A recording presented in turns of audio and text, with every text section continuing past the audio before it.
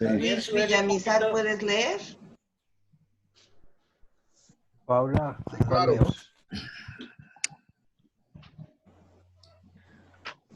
Luis Villamizar, a ver, ¿se oye? Luis Villamizar, ¿puedes leer?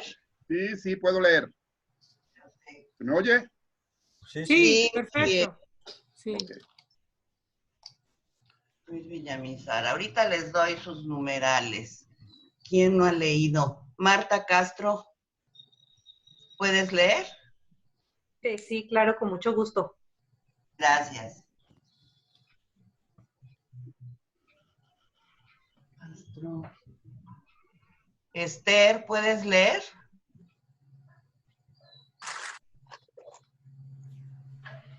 Sí, sí puedo, Paulita. ¿Me escuchan? Sí, sí. Sí. Perfecto, sí. Gracias. A ver, ¿quién no ha leído?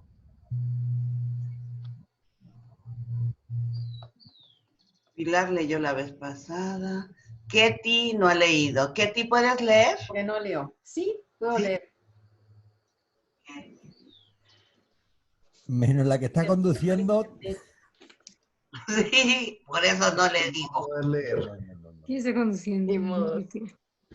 O Galaxy Note. ¿Quién es Galaxy Note? No sé. Perdón, soy yo, Alexa. Perdón que voy manejando. No voy a poder, me falta ya como 45 minutos, pero estoy aquí. Perdón, no puedo poner mi nombre, No te preocupes. No te preocupes, Alexa. pero aquí estoy escuchando. Muy atenta. Ok. Adriana, ¿puedes? Rita no leyó la vez pasada, ¿o sí? Adriana, No, yo no la oí. Ah, ¿sabes quién? Pablo no leyó la vez pasada. Pero es que tuvo problemas de internet. Sí, Pablo tiene un mal internet, entonces es un lío.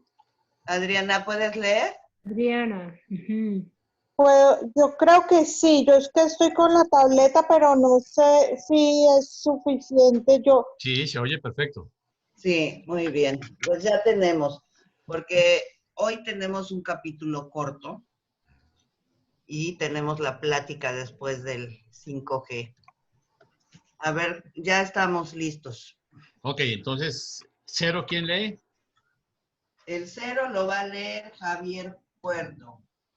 El 1, Luisito Villamizar. El 2, Perdón, Javier Puerto. El 0. Ok. El 1. Villamizar el 1. Marta el 2. Esther el 3. Ketty el 4. Y Adriana el 5. Ok. Entonces, Javier, el tiempo es tuyo, ya estamos grabando. Bueno, vamos a empezar a compartir. Espérate un momento, vamos a comenzar con la oración. Sí. ¿Ok? Y por favor cierran sus micrófonos todos, aparte del el que va a orar o el que va a leer.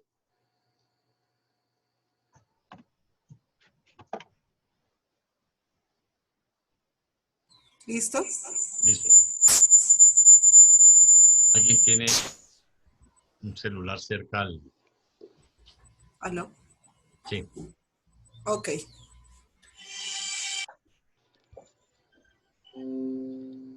Ok.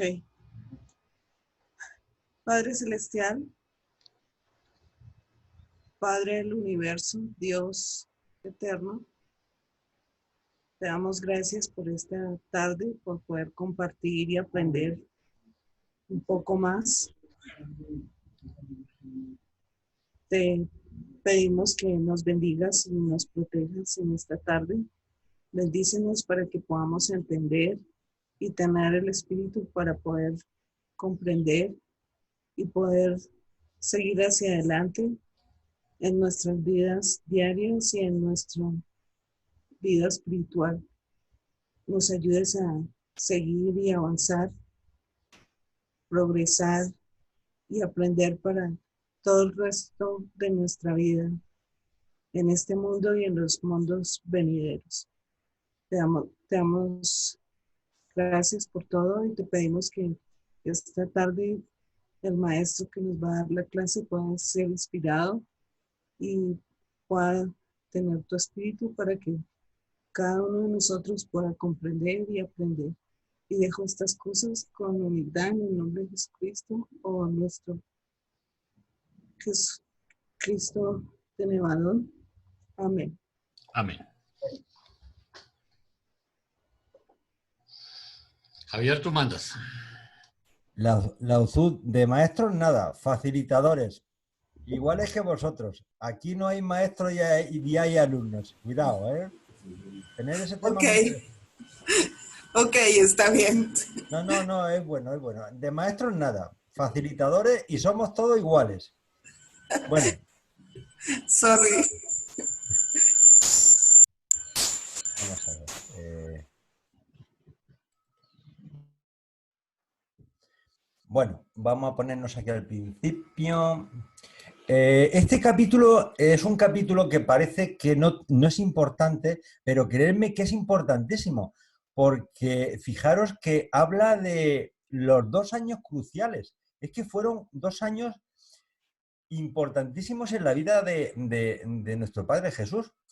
Hubieran cambiado la dirección de su vida si realmente no toma 3 grandes decisiones en su vida que le pasaron. Lo vais a ver porque está subrayadito, ya me he encargado de que esté el tema claro, pero quiero que toméis conciencia de la gran decisión, de las 2 grandes decisiones que tuvo que tomar en su vida. A ver, perdonad.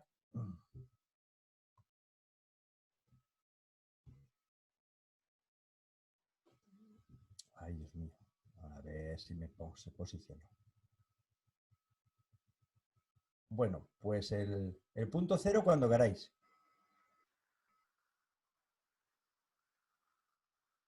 Javier Puerto, por favor. ¿Perdón? Javier Puerto, que lea Javier. ya. Listo. Documento 126. Los 2 años cruciales. De todas las experiencias de la vida terrenal de Jesús, los años 14 y 15 de su vida fueron los más cruciales.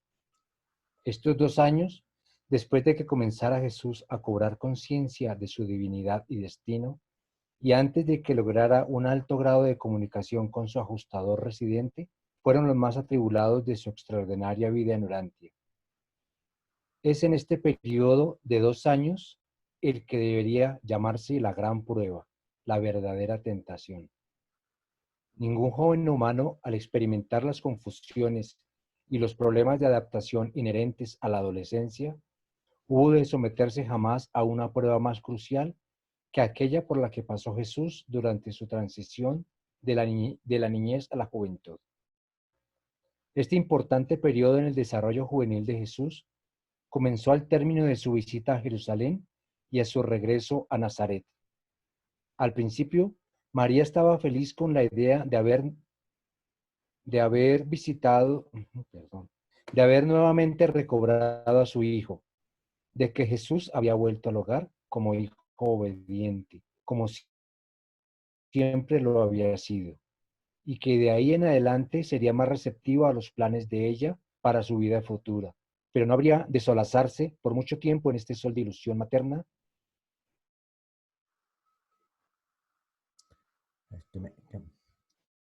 Y de orgullo familiar no confesado. Muy pronto habría de desilusionarse aún más. Cada vez más gozaba el muchacho en la compañía de su padre. Cada vez acudía menos a ella con sus problemas. Al mismo tiempo, ambos padres cada vez más tenían dificultades en entender las frecuentes fluctuaciones de Jesús entre los asuntos de este mundo y la contemplación de su relación con los asuntos de su padre. Francamente, no lo comprendían, aunque lo amaban tiernamente. A medida que Jesús crecía, se profundizaban en su corazón la compasión y el amor por el pueblo judío. Pero con el paso de los años, se fue acentuando en su mente un recto resentimiento por la presencia de los sacerdotes nombrados por razones políticas en el templo del Padre. Jesús tenía un gran respeto a los fariseos sinceros y a los escribas honestos, pero mucho despreciaba a los fariseos hipócritas y a los teólogos deshonestos, y miraba con desdén a todos los líderes religiosos que no eran sinceros. Cuando escudriñaba el liderazgo de Israel, le tentaba a veces contemplar la posibilidad de convertirse en el Mesías que esperaban los judíos, pero no cayó nunca en esa tentación.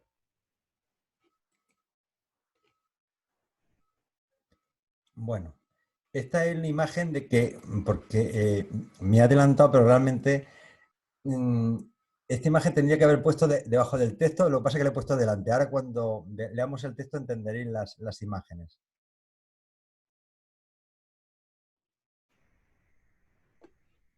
La crónica de sus hazañas entre los sabios del templo en Jerusalén causó placer en Nazaret, especialmente entre los antiguos maestros de Jesús en la escuela de la sinagoga. Durante un tiempo, las alabanzas andaban en labios de todos. La aldea entera relataba su sabiduría y su conducta ejemplar cuando niño y predecía que estaba destinado a convertirse en un gran líder de Israel. Finalmente saldría de Nazaret de Galilea un maestro verdaderamente superior. Todos ellos anhelaban el momento en que Jesús cumpliera los 15 años, porque entonces se le permitiría leer regularmente las escrituras en la sinagoga durante los servicios del sábado.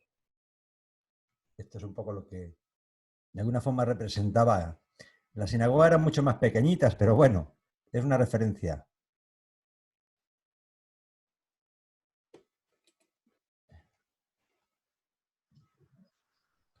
El punto 1, si no hay preguntas. El 14º año, año 8 después de Jesucristo. Es este el año calendario de sus 14 años. Había aprendido muy bien a hacer yugos y también sabía trabajar la lona y el cuero.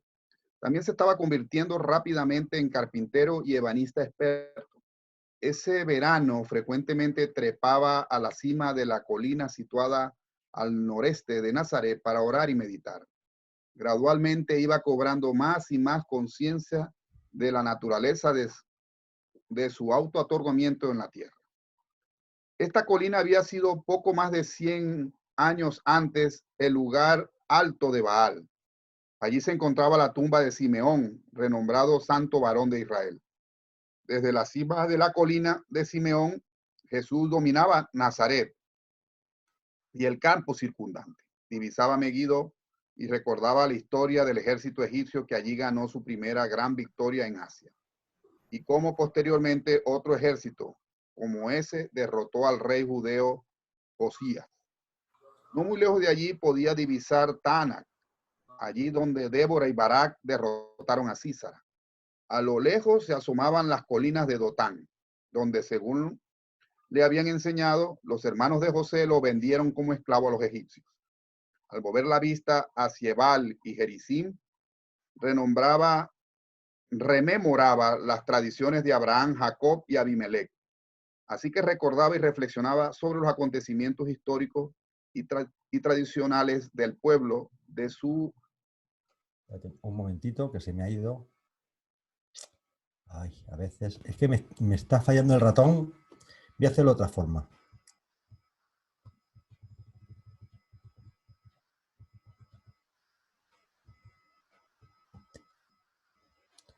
¿Lo ves dónde nos hemos quedado? Que creo que es más arriba. Las tradiciones de su padre José. Aquí, las tradiciones del pueblo de su padre José. Y al final de aquí ahora seguimos adelante. A ver, un momentito. Estoy perdido. ¿Estoy bien posicionado? No. Tienes que estar en el 1-2, en el 1-3. Claro, es que estaba dando al revés. Ay, Dios mío. Mira, esto es, bueno, como va a pasar el 1-3, pero ¿veis dónde está Megiddo? ¿Lo veis aquí en medio? Esto está el mapa. Aquí está Megiddo del que está hablando y Nazaret está aquí al lado. Entonces él desde aquí veía toda esa zona que estaba diciendo. Es para que tengáis una referencia geográfica del lugar de donde está hablando. A ver ahora si se me va. Es que tengo que dejar el ratón. Adelante. Proseguía con sus cursos avanzados de lectura bajo la dirección de los maestros de la sinagoga.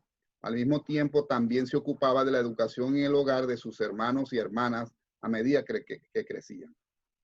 A principios de este año, José dispuso a ahorrar los ingresos que provenían de sus propiedades en Nazaret y Cafarnaúm para pagar el prolongado curso de estudios de Jesús en Jerusalén, puesto que se había planeado que Jesús vaya a Jerusalén en agosto del año siguiente, después de cumplir los 15 años. Ya para comienzos de este año, abrigaban José y María frecuentes dudas acerca del destino de su hijo primogénito. Por cierto, Jesús era un muchacho brillante y amable, pero él era tan difícil de comprender, tan evasivo de entender. Además, nada acontecía que tuviera avisos de extraordinario o de milagroso. Decenas de veces, esta madre orgullosa había esperado ansiosamente, casi sin respirar, un gesto sobrehumano, una acción milagrosa de su hijo.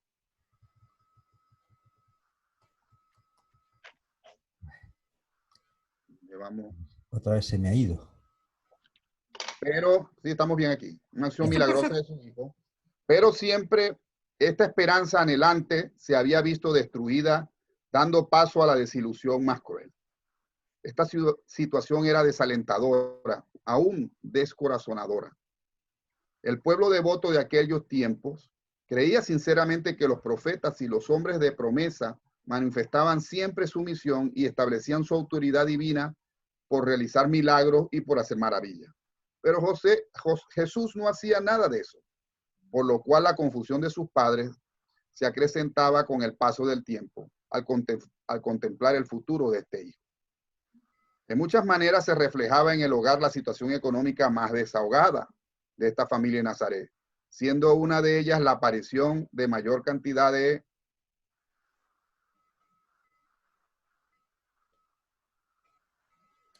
tablillas blancas lisas que se usaban como pizarra en las que se escribía con carbón.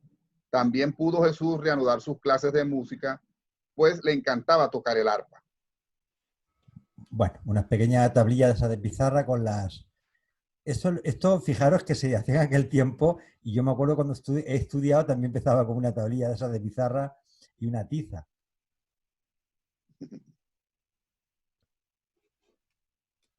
A lo largo de este año puede decirse en verdad que Jesús creció en el favor de los hombres y de Dios. Las perspectivas de la familia parecían buenas, el futuro resplandeciente. Gracias. Vemos con el punto 2, la muerte de José. 2. La muerte de José. Todo marchaba bien hasta aquel aciago martes. Perdóname, Esther. Perdóname un segundo. Yo pienso que en el numeral anterior no podemos dejar pasar el hecho de que a esa edad Jesús ya sabía ganarse la vida, ¿sí? Y lo hacía además bastante bien. Recordemos que él tenía su propio banco de carpintería, ¿sí? Y ya era un maestro calificado, ¿sí? En este tema, en este arte. Y eso es algo que es muy relevante, porque recordemos que habían hecho un arreglo de que él manejara sus utilidades, digamos, su negocito, empezaba a ser autosuficiente, ¿sí? En ese momento, por lo menos a nivel de capacitación, de capacidad. Él ya tenía claridad sobre una actividad comercial, llamémoslo así, sobre una actividad que le iba a permitir ganarse el sustento, ¿ok? Continúa. Jaime, Sí. Ya que tocas ahí, hay otro que me llamó la atención mientras estaban leyendo, y es que dice ahí en el numeral 126.1.5 que Jesús era un muchacho brillante y amable, pero él era tan difícil de comprender, tan evasivo de entender. Digamos que esas palabritas de pronto me quedaron resonando porque uno, en esos momentos, un chico de 14 años o casi 15 años, ya tenía 15 años, sí,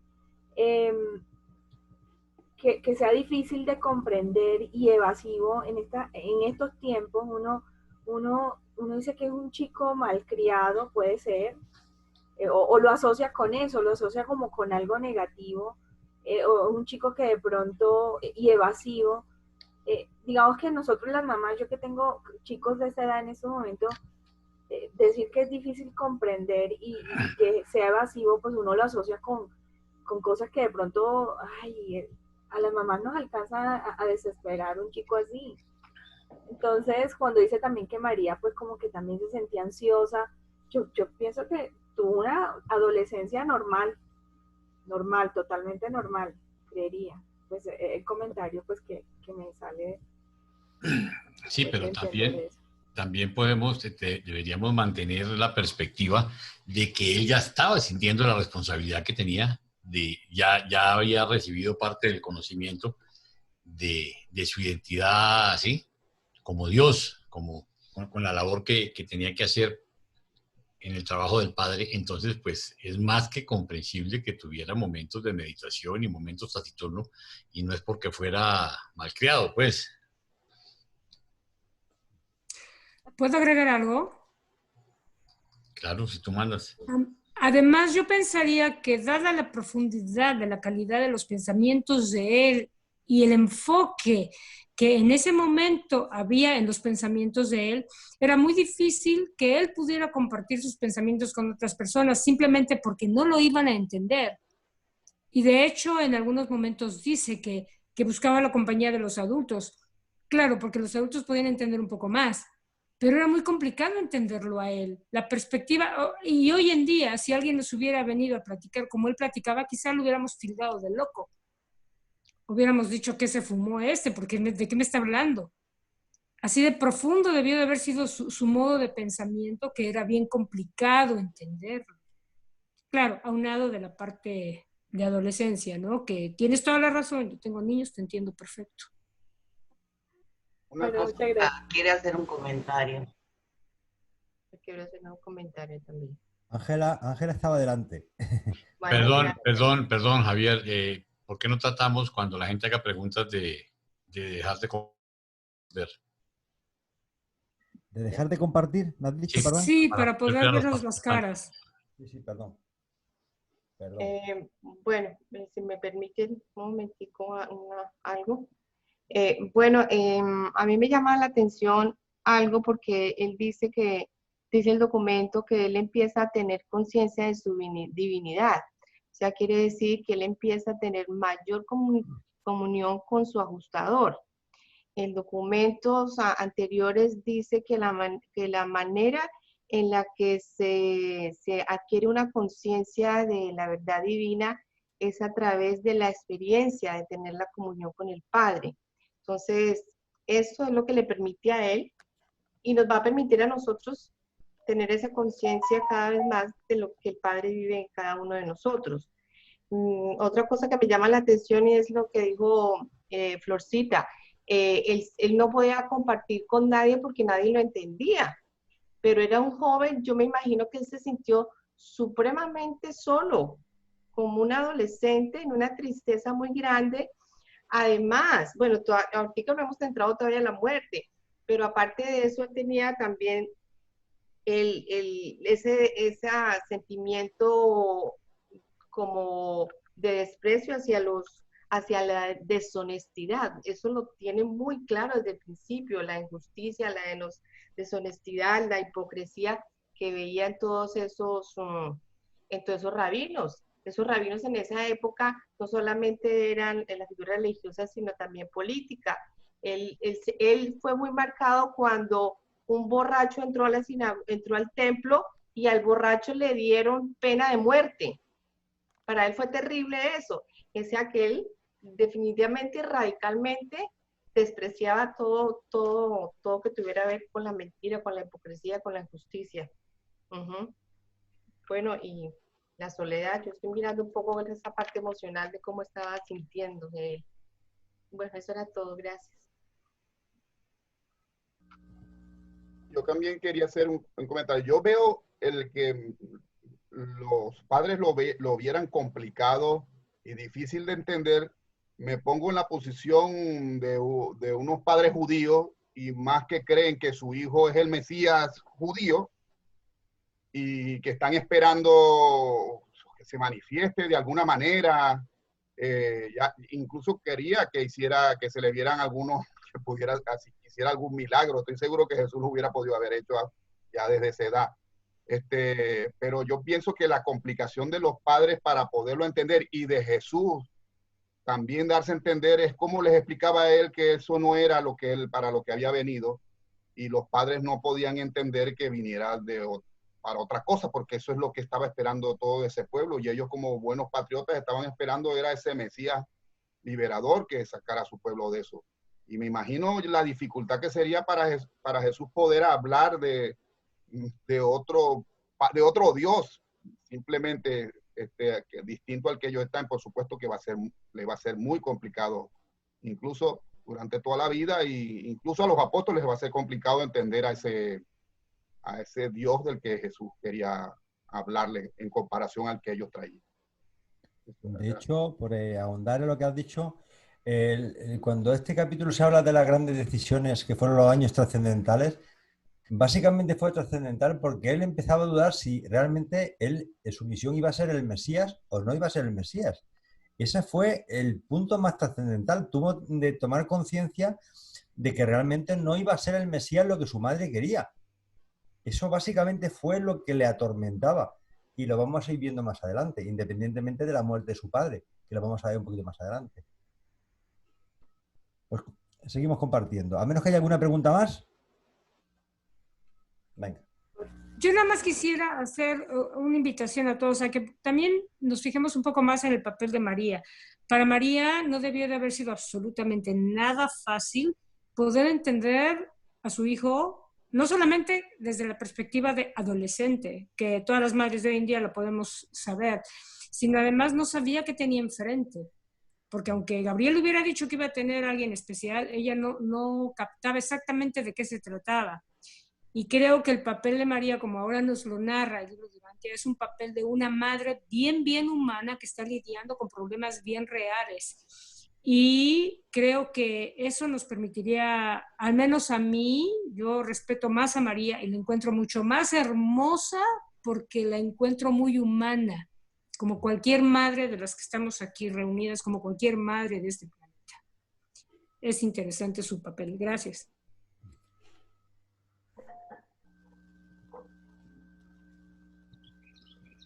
Venga, continuamos entonces con el punto 2. 2. La muerte de José. Todo marchaba bien hasta aquel aciago martes 25 de septiembre. Ese día, un mensajero proveniente de Séforis trajo a esta casa nazarena la trágica noticia de que José, mientras trabajaba en la residencia del gobernador, había sufrido graves lesiones al desmoronarse una cabrera. El mensajero de Séforis, camino a la casa de José, se detuvo en el taller donde informó a Jesús del accidente de su padre. Ambos fueron juntos a la casa para llevar la triste nueva a María. Jesús quería ir inmediatamente a ver a su padre, pero María no quiso atender razones, excepto que solo sabía que debía correr a estar junto a su marido. Decidió que iría a Séforis en compañía de Santiago, por entonces de 10 años de edad, mientras que Jesús se quedaría en la casa cuidando de los niños más pequeños hasta su regreso, pues no sabía cuán grave era el estado de José. Pero José murió como consecuencia de sus lesiones antes de la llegada de María. Lo trajeron a Nazaret y al día siguiente se le enterró junto a sus padres. Bueno, aquí un pequeño speak. Fijaros que os pongo la fecha del fallecimiento de José, el 25 de septiembre del año más 5. Y fijaros que cuando a Jesús se le apareció el mensajero de Salvington, fueron prácticamente 2 años antes. Entonces él empezó a despertar, y justo cuando él empieza a plantearse realmente si va a ser el Mesías o qué va a pasar con él, se le muere su padre. Imaginaos un niño de 14 años, 15 años, el palo tan enorme que puede ser que se haya perdido su padre. Es que es demoledor. Y encima la situación que se encuentra con un montón de hermanos, porque incluso María estaba embarazada. Luego al poco nació la última, la pequeñita.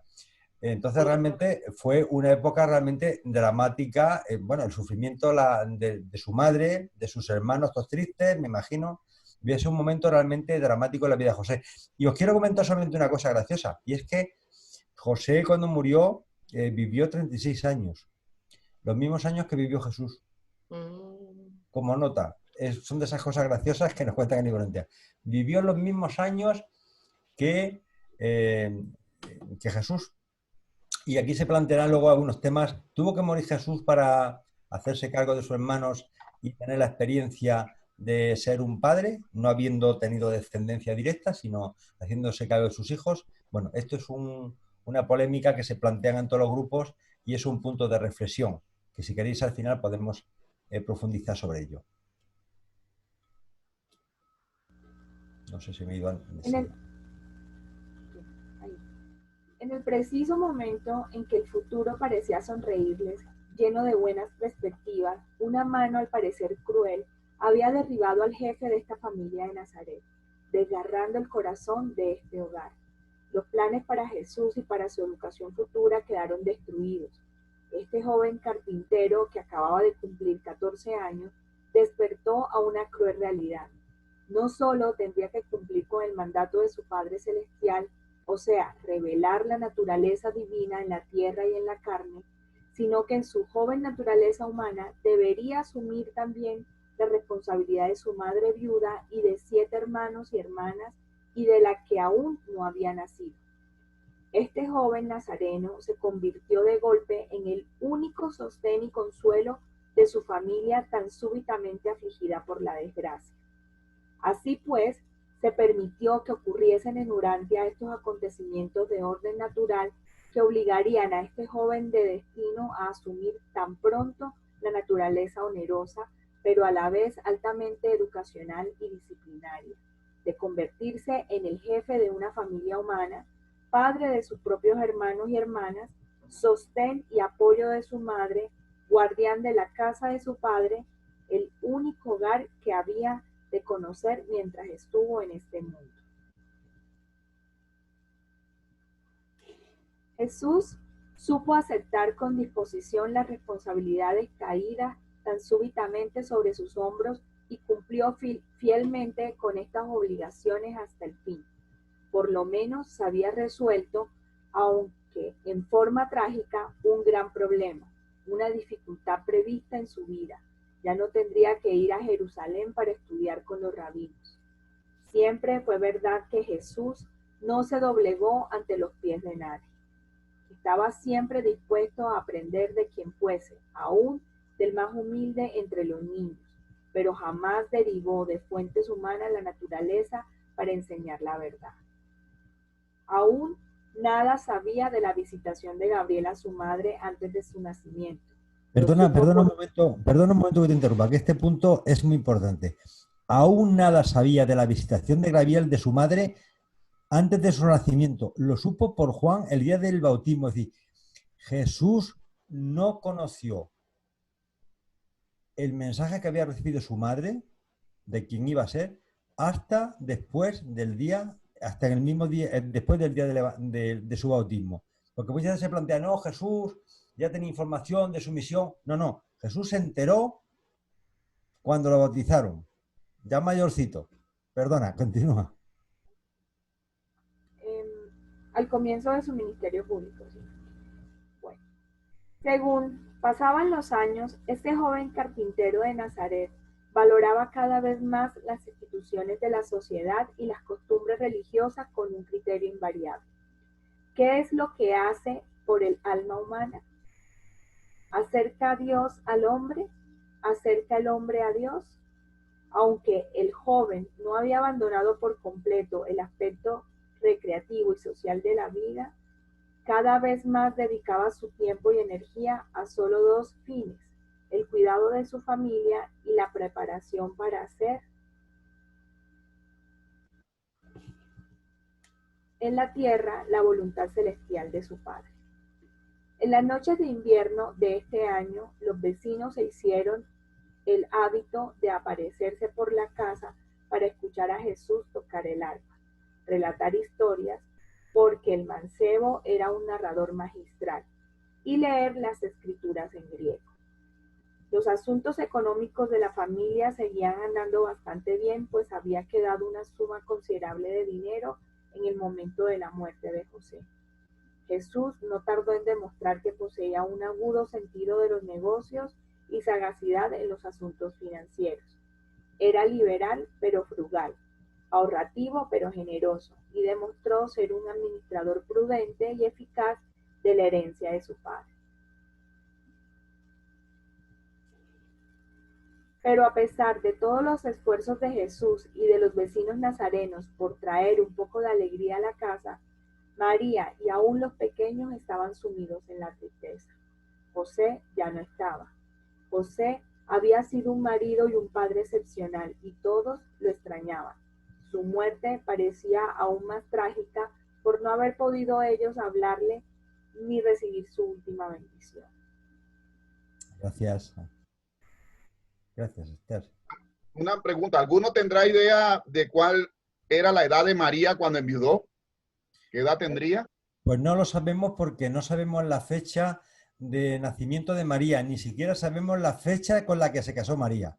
Hay especulaciones, pero en el libro de Urantia no hay la más mínima referencia. Quizás se pueda sacar en función a cuando se conocieron, ¿no? Ella tenía 12 o 13 años cuando conoció a José. Cuando se conocieron, José tenía 21 años y de María no se dice absolutamente nada.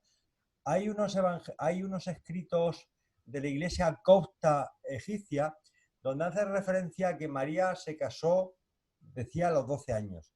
Pero es la única referencia histórica que existe, no hay nada más. Y en el libro de Urantia no aparece la más mínima referencia de la edad que tenía María, ni cuando conoció a José, ni cuando nació. Ciertamente, así es.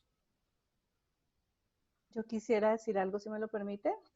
Por favor. Donde leímos que esa situación que vivió Jesús, pues para muchos puede ser cruel, ¿no? Dice, no, pues como un muchacho todo lo que ha pasado y por eso se queda sin papá. Y lo que le esperaba, ¿no? Y dice que se permitió estos hechos por la responsabilidad onerosa, pero altamente educacional y disciplinaria. O sea, aquí vemos el tema de todo lo que pasa, los acontecimientos que vivimos realmente. Muchas veces los tomamos, o mucha gente los toma como una carga. ¿Por qué me pasa esto a mí? Y realmente, pues yo he aprendido después de leer todo el libro con ustedes, es que todo esto es una capacitación que nosotros vamos teniendo y que nos vuelve como más habilidosos para afrontar las dificultades. Ya son con paciencia, ya lo vemos como un tema de crecimiento y pues ahora entendemos realmente que se permitió realmente para el crecimiento de Jesús y todo lo que él esperaba. Y también dice más abajo que cuando murió su papá, pues que él ya tenía habilidades de ahorrativo, generoso, administrador prudente y eficaz. O sea que él desde pequeño ya fue adquiriendo muchísimas habilidades para enfrentar todo lo que le esperaba más adelante. Sí, yo Así quiero es. también agregar algo. Lo que pasa es que, fíjate, eso que has dicho así parece muy fácil, pero asumir que todas las penurias que te vienen en la vida forman parte de una capacitación para modular tu mente y adquirir una experiencia fundamental en tu desarrollo y en tu madurez, pues eso dicho así parece muy fácil. Lo que pasa es que cuando te vienen los palos de la vida, lo que menos se puede uno imaginar es que esto es para que aprendas. Pero claro, ahí nosotros es donde echamos mano de lo que hemos aprendido aquí en toda esta Perdón, lectura realmente. Javier, ¿puedes dejar de compartir para ver la gente? Perdona, es que siempre lo hago así. Perdona, sí. Bueno, yo también quería comentar algo. Y también, entonces, ¿cómo se llama? Marta, que acabó de hablar sobre lo mismo. Bueno, yo tomé mis notas, ¿no? Yo no me imagino un muchacho de 15 años con todo la responsabilidad que tenía, porque tenía la misión espiritual de revelar a su Padre Celestial. Tenía que ser papá de 7 hermanos, su mamá estaba embarazada y también tenía que cuidar de ella, que era una viuda. el sostén económico, la parte emocional que tenía que enfrentar, porque también era el consuelo y la fuerza de su hogar. También tenía esta tarea de, por decir algo, enseñar a sus hermanos también esa parte espiritual y prepararse para poder hacer esa voluntad de su padre. O sea, yo pienso que para tanta responsabilidad que él tuvo, tenía que ser la voluntad de Dios que él tuviera que estar preparado antes. Por eso vemos que tenía una preparación impresionante.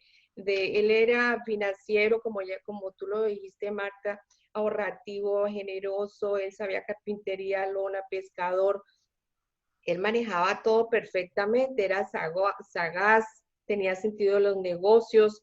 O sea, todo estaba perfecto de tal manera que él pudiera asumir esa responsabilidad cuando se murió su padre.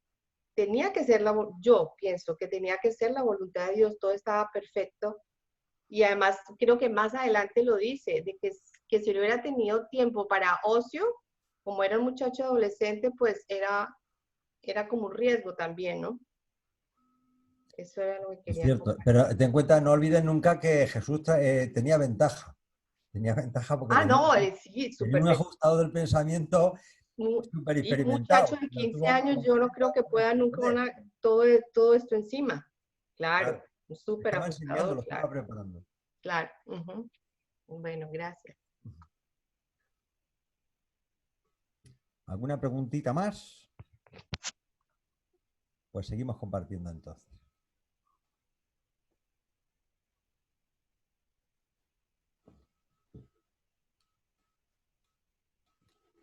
Pues cuando queráis. Bueno, voy con el 3. El 15º año, año 9 después de Jesucristo. A mediados de este 15º año estamos computando el tiempo según el calendario del siglo XX, no de acuerdo al calendario judío. Jesús había tomado firmemente en sus manos la administración de los asuntos de su familia. Antes de finalizar el año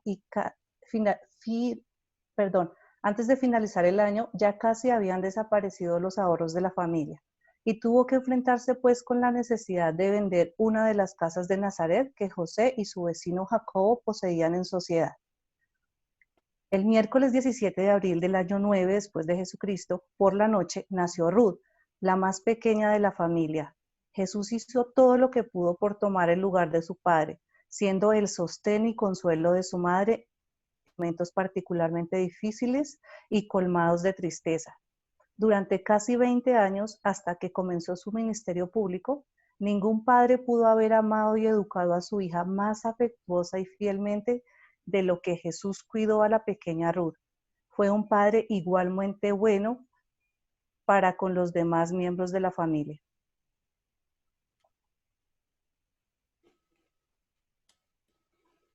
Este año compuso Jesús la oración que posteriormente enseñaría a sus apóstoles y que muchos conocen como el Padre Nuestro. En cierto modo fue esta algo que evolucionó antes del altar familiar, pues tenían ellos muchas fórmulas de alabar y varias oraciones formales. Después de la muerte de su padre, Jesús intentó enseñar a los niños mayores que podían expresarse individualmente en sus oraciones, así como le gustaba a él hacerlo, pero no alcanzaban a entender su pensamiento e invariablemente volvían a caer en la repetición de las oraciones aprendidas de memoria. Aquí también se encontraba otro obstáculo, ¿no? Como la tradición que le impedía a los hermanitos también poder abrir su mente e integrar otras enseñanzas. Para estimular a los mayores entre sus hermanos y hermanas a que se expresasen espontáneamente en sus rezos, Jesús trataba de mostrarles el camino con palabras y frases sugestivas, de manera tal que sin intención alguna por su parte, resultó que todos ellos utilizaban oraciones basadas casi enteramente en lo que Jesús les había sugerido. Finalmente, Jesús renunció a la idea de que cada uno de los miembros de su familia formule sus oraciones espontáneas. Y una noche de octubre, sentado junto a la mesa baja de piedra, escribió a la luz de la pequeña lámpara en una tablilla de cedro de unos 50 centímetros de cada lado, con un pedazo de carbón la oración que desde ese momento sería la que habría de pronunciar normalmente toda su familia. Durante este año, Jesús estuvo atormentado por pensamientos confusos. La responsabilidad familiar le había quitado por el momento toda intención de dedicarse de inmediato a los asuntos de su padre, según se le había mandado durante la visitación que ocurriera en Jerusalén. Con justicia razonaba Jesús que el cuidado de la familia de su padre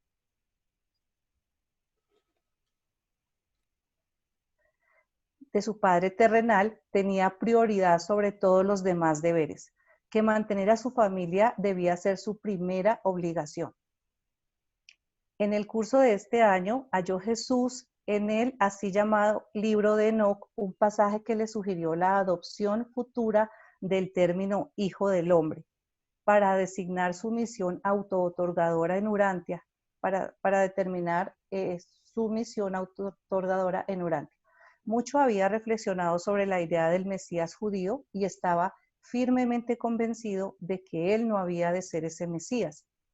Anhelaba ayudar al pueblo de su padre, pero no pensó nunca en conducir a los ejércitos judíos para derrocar la denominación extranjera en Palestina. Sabía que jamás ocuparía el trono de David en Jerusalén.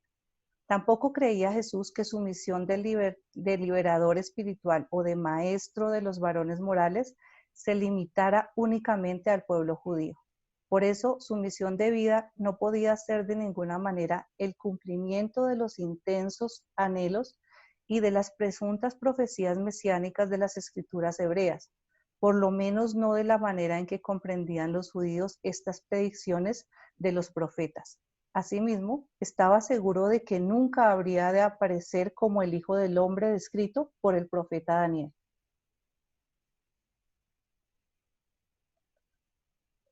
Pero cuando le llegará la hora de salir al mundo para desarrollar su misión de maestro universal, ¿cómo se llamaría a sí mismo? ¿De qué manera definiría su misión? ¿Por qué nombre lo llamarían las multitudes que acabarían por creer en sus enseñanzas? Mientras le daba vueltas y más vueltas a estos problemas en su mente, encontró en la biblioteca de la sinagoga de Nazaret, entre los libros apocalípticos que había estado estudiando, este manuscrito llamado el libro de Enoc, y aunque estaba seguro que no había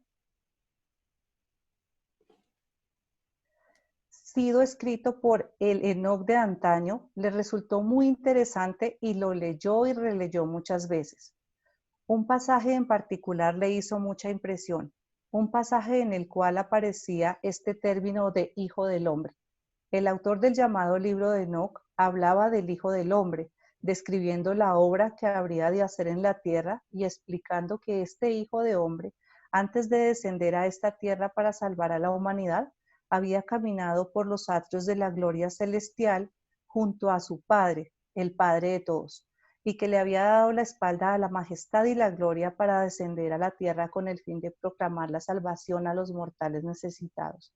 Según Jesús leía estos pasajes, sabiendo muy bien que gran parte del misticismo oriental entremezclado con esas enseñanzas era falaz, sintió en su corazón y reconoció en su mente que de todas las predicciones mesiánicas de las escrituras hebreas y de todas las teorías acerca del libertador judío, ninguna estaba tan cerca de la verdad como este relato escondido en las páginas del libro de Enoc. Solo parcialmente acreditado allí mismo, y en ese mismo momento decidió pues que adoptaría el nombre de Hijo del Hombre como título inaugural de su misión, cosa que efectivamente hizo más adelante al comenzar su ministerio público. Jesús tenía una habilidad infalible para reconocer la verdad y nunca vacilaba en abrazar la verdad, no importaba de cuál fuente pareciera emanar. Por esta época ya había decidido mucho acerca de su obra futura para el mundo, pero nada dijo de estos asuntos a su madre, que seguía aferrándose a la idea de que él sería el Mesías judío. La gran confusión de la época juvenil de Jesús volvió a surgir en estos momentos. Habiendo definido en cierto modo la naturaleza de su misión en la tierra, ocuparse de los asuntos de su padre, revelar para toda la humanidad la naturaleza amorosa de su Padre. Nuevamente se puso a discurrir las muchas declaraciones de las Escrituras que se referían a la venida de un libertador nacional, un maestro o un rey judío. ¿A qué acontecimiento se referían estas profecías? ¿Acaso no era él judío? ¿Lo era o no lo era? ¿Era o no era el de la casa de David? Su madre afirmaba que lo era. Su padre había dictaminado que no lo era. Él decidió que no. Pero ¿habían confundido los profetas la naturaleza y misión del Mesías? Después de todo, ¿era acaso posible que su madre tuviera razón? En la mayoría de los casos, cuando habían surgido diferencias de opinión en el pasado, ella había tenido razón. Sí, es cierto que él sería un nuevo maestro y no el Mesías. No haría para reconocer al Mesías judío si apareciese éste en Jerusalén durante todo el tiempo de su misión terrestre. Más aún, ¿cuál habría de ser su relación con este Mesías judío? Después de emprender su misión en la vida, ¿cuál habría de ser su relación con su familia, con la comunidad y la religión judías, con el Imperio Romano, con los gentiles y sus religiones? Cada uno de estos problemas importantísimos pasaban por la mente de este joven Galileo, quien se consideraba seriamente mientras seguía trabajando.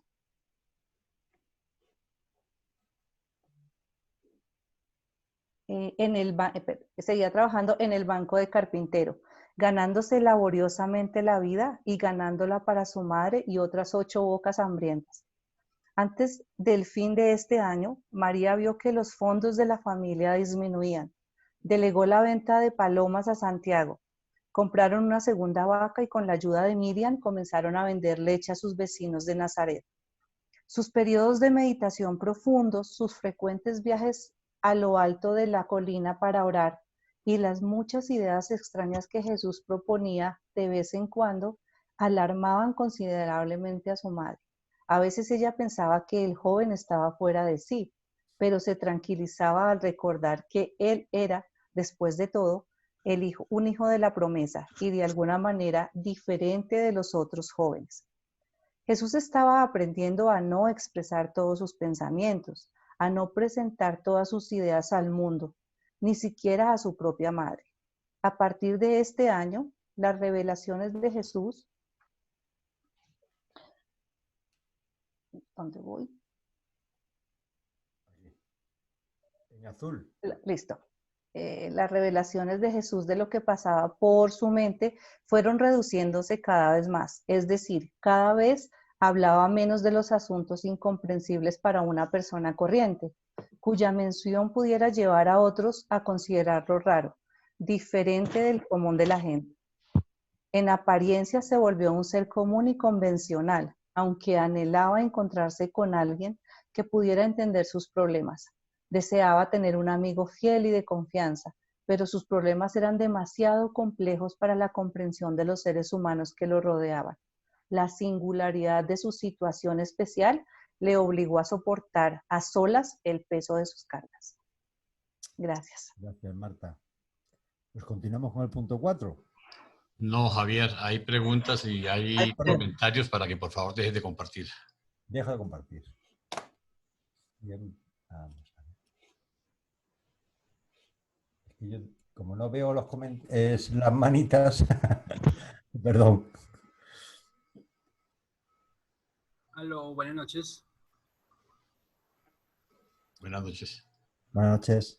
De pronto no sería bueno que siguieras compartiendo lo que quería. Podríamos, desde nuestro punto de vista de lo que hemos leído del libro, darle unas respuestas cortas a esas preguntas que hay en el párrafo 11 que acabamos de leer.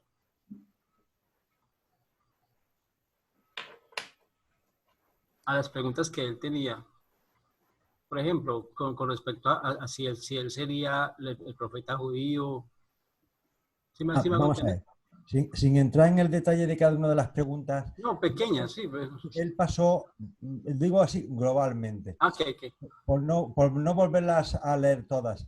Básicamente él pasa una crisis enorme que no sabe realmente ni a qué se va a dedicar. él realmente empieza a dudar realmente si va a ser el Mesías, tal como le decía su madre.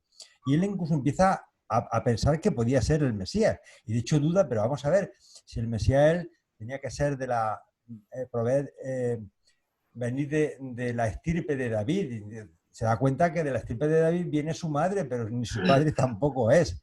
Él realmente empieza a tener una duda enorme. Entonces llega un momento que se da cuenta que él no es el Mesías. No va a tener que ver nada con ese político militar que iba a ser el Mesías. Y entonces empieza a tomar conciencia de que realmente viene aquí a otro plan.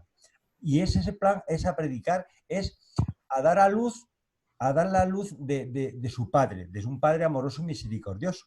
Y empieza a buscar, dice, bueno, pero si yo voy a ser una persona que va de alguna forma a dar luz a una idea de un padre bueno y misericordioso que no tiene que ver nada con el Mesías, ¿cómo me voy a presentar? Y entonces empieza a buscar en las escrituras, y entonces al final pues decide que cuando lee estos escritos, de que se va a llamar a sí mismo como el Hijo del Hombre.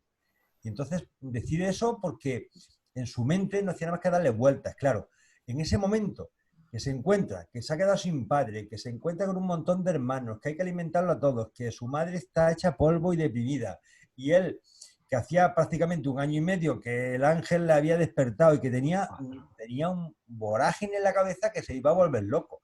Y entonces realmente pues empieza un poco a apuntar el tema y dice, bueno, ya tengo las cosas claras, no voy a ser... Entonces, a cada una de esas preguntas que se va haciendo, en el fondo, la decisión que toma es que voy a predicar, voy a hacer la voluntad de mi padre, voy a predicar a un padre amoroso, misericordioso, y ante los hombres me voy a definir no como el Mesías, porque no tiene que ver con la vida, sino como el Hijo del Hombre, que lo coge, lo copia de unas escrituras.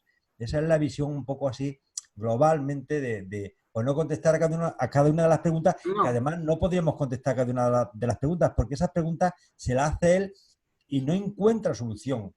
Pero No, globalmente llega a esa síntesis de que su Ok. misión en este mundo era otra muy diferente a la que su madre le estaba aconsejando. Ok, bueno, entonces mi punto de vista iba enfocada hacia allí.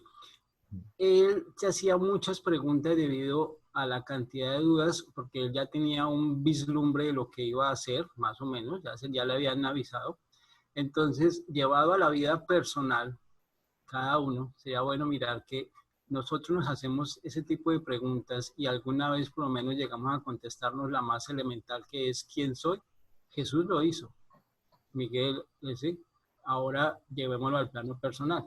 ¿Alguna vez nos contestaremos nosotros individualmente esas grandes preguntas? Gracias.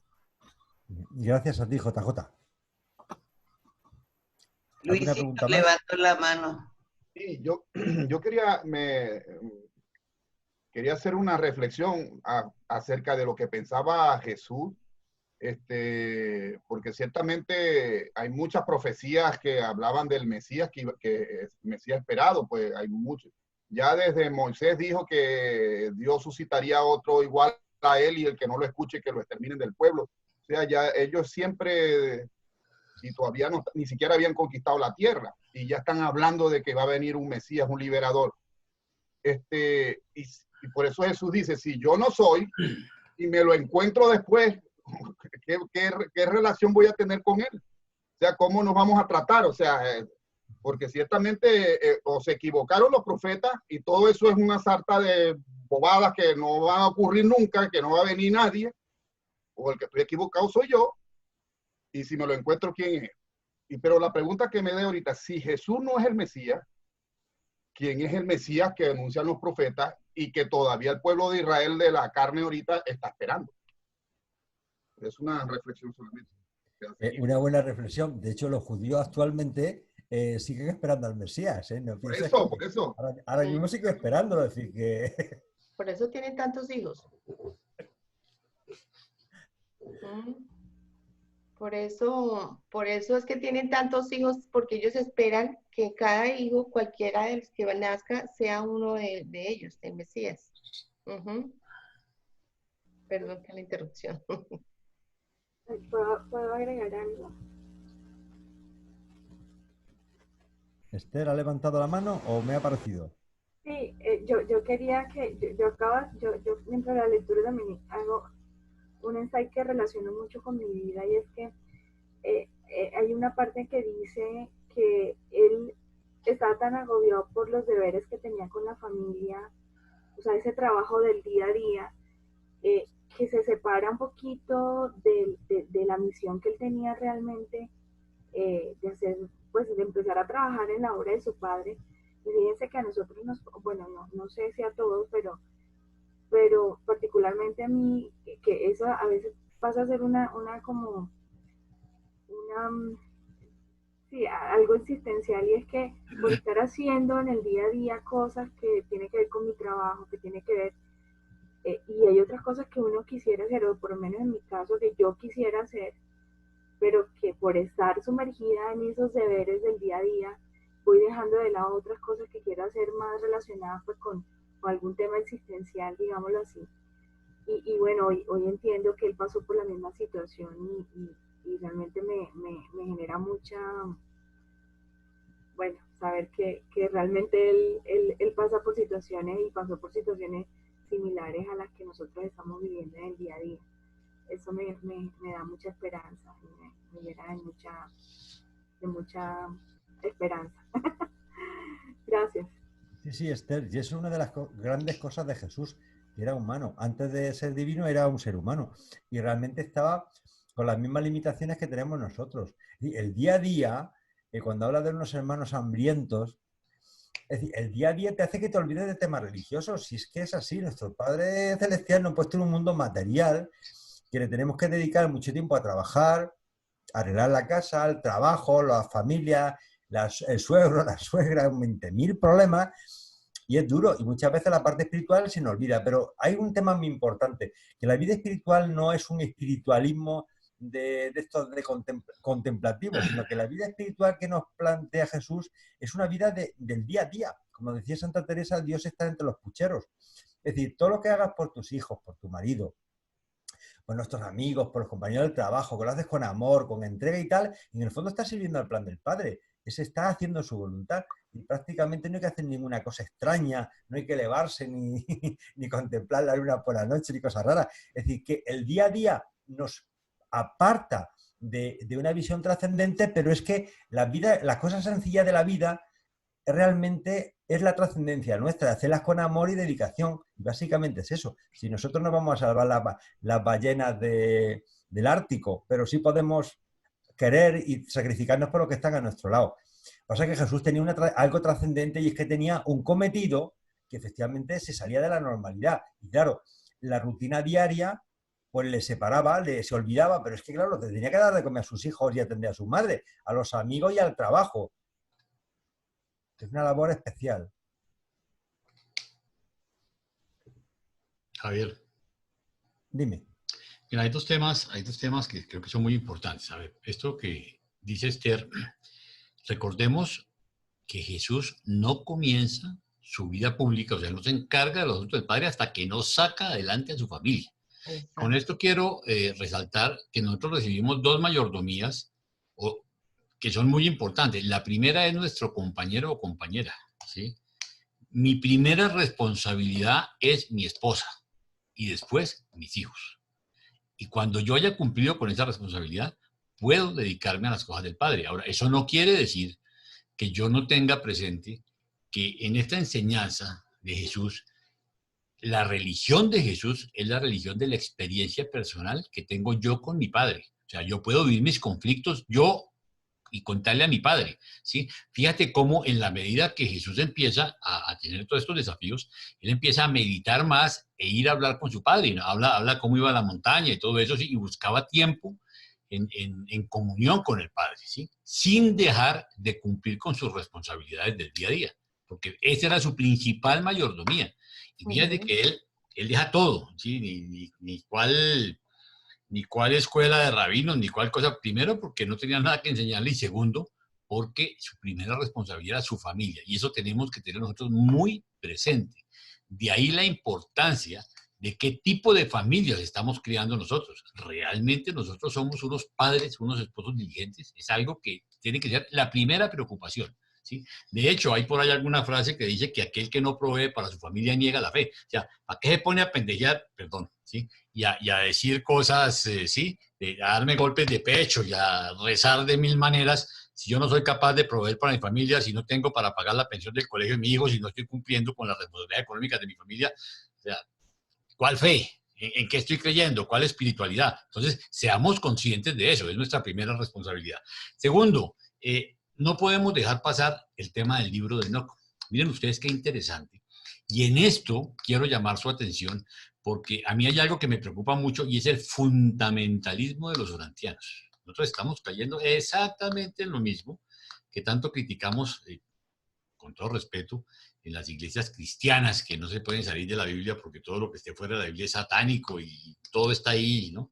Nos hacen cruces cuando nos salimos de eso. Nosotros tampoco podemos ser tan ingenuos de pensar que toda la verdad está contenida en el libro de Urantia. El libro de Urantia nos da una información que no existía sobre la Tierra y nos ayuda a entender muchas cosas que nos preparan para recibir más revelación. Revelación que puede ser personal o a través de otras fuentes. Nosotros no podemos cerrarnos a la banda. Fíjense con la claridad que Jesús dice, yo sabía que ese Enoc no era el Enoc hijo de Adán, sí, que supuestamente es cabeza de dispensación, y además sabía que era falaz la mezcla que tenía de tradiciones con las enseñanzas religiosas. Eso no quiere decir que no tuviera cosas buenas. Y es una enseñanza muy buena de cómo Jesús sabía reconocer la verdad. Nosotros debemos aprender a reconocer la verdad sin importar de dónde venga. Por eso, con todo respeto, ¿sí? Para los que echan piches contra el 11-11 y contra mil cosas, contra otras fuentes, digamos, que no son de propiamente de Urantia, estamos perdiendo una oportunidad de ser guiados y de recibir revelación personal, porque recordemos que nuestra relación es con el Padre y esa espiritualidad debe volcarse hacia, primero, ser responsables y a tratar de llevar vidas ejemplares. Y cuando digo vidas ejemplares no se trata de que nos salgan alas y corona, se trata de ser responsables, de entender cuál es el papel que jugamos en nuestra familia, el papel que jugamos en la sociedad y el papel que estamos desempeñando aquí al compartir, al tratar de discernir, de aprender estas enseñanzas para llevarlas a los demás, porque también si nosotros aprendemos mucho y nos volvemos muy doctos en la revelación, pero no le contamos a nadie, perdimos el año. ¿Sí? No nos sirvió para nada, porque debemos recibir y compartir. ¿Ok? Mil gracias. ¿Alguna pregunta más o continuamos? Yo quisiera aportar algo más y es que nosotros nos podemos remitir incluso a la Biblia cuando dice que por sus frutos los conoceréis. O sea, realmente nuestros actos hablan por nosotros mismos y nos muestran qué es lo que somos, o sea, realmente. Y si alguien nos puede creer cuando vamos nosotros a compartir este mensaje.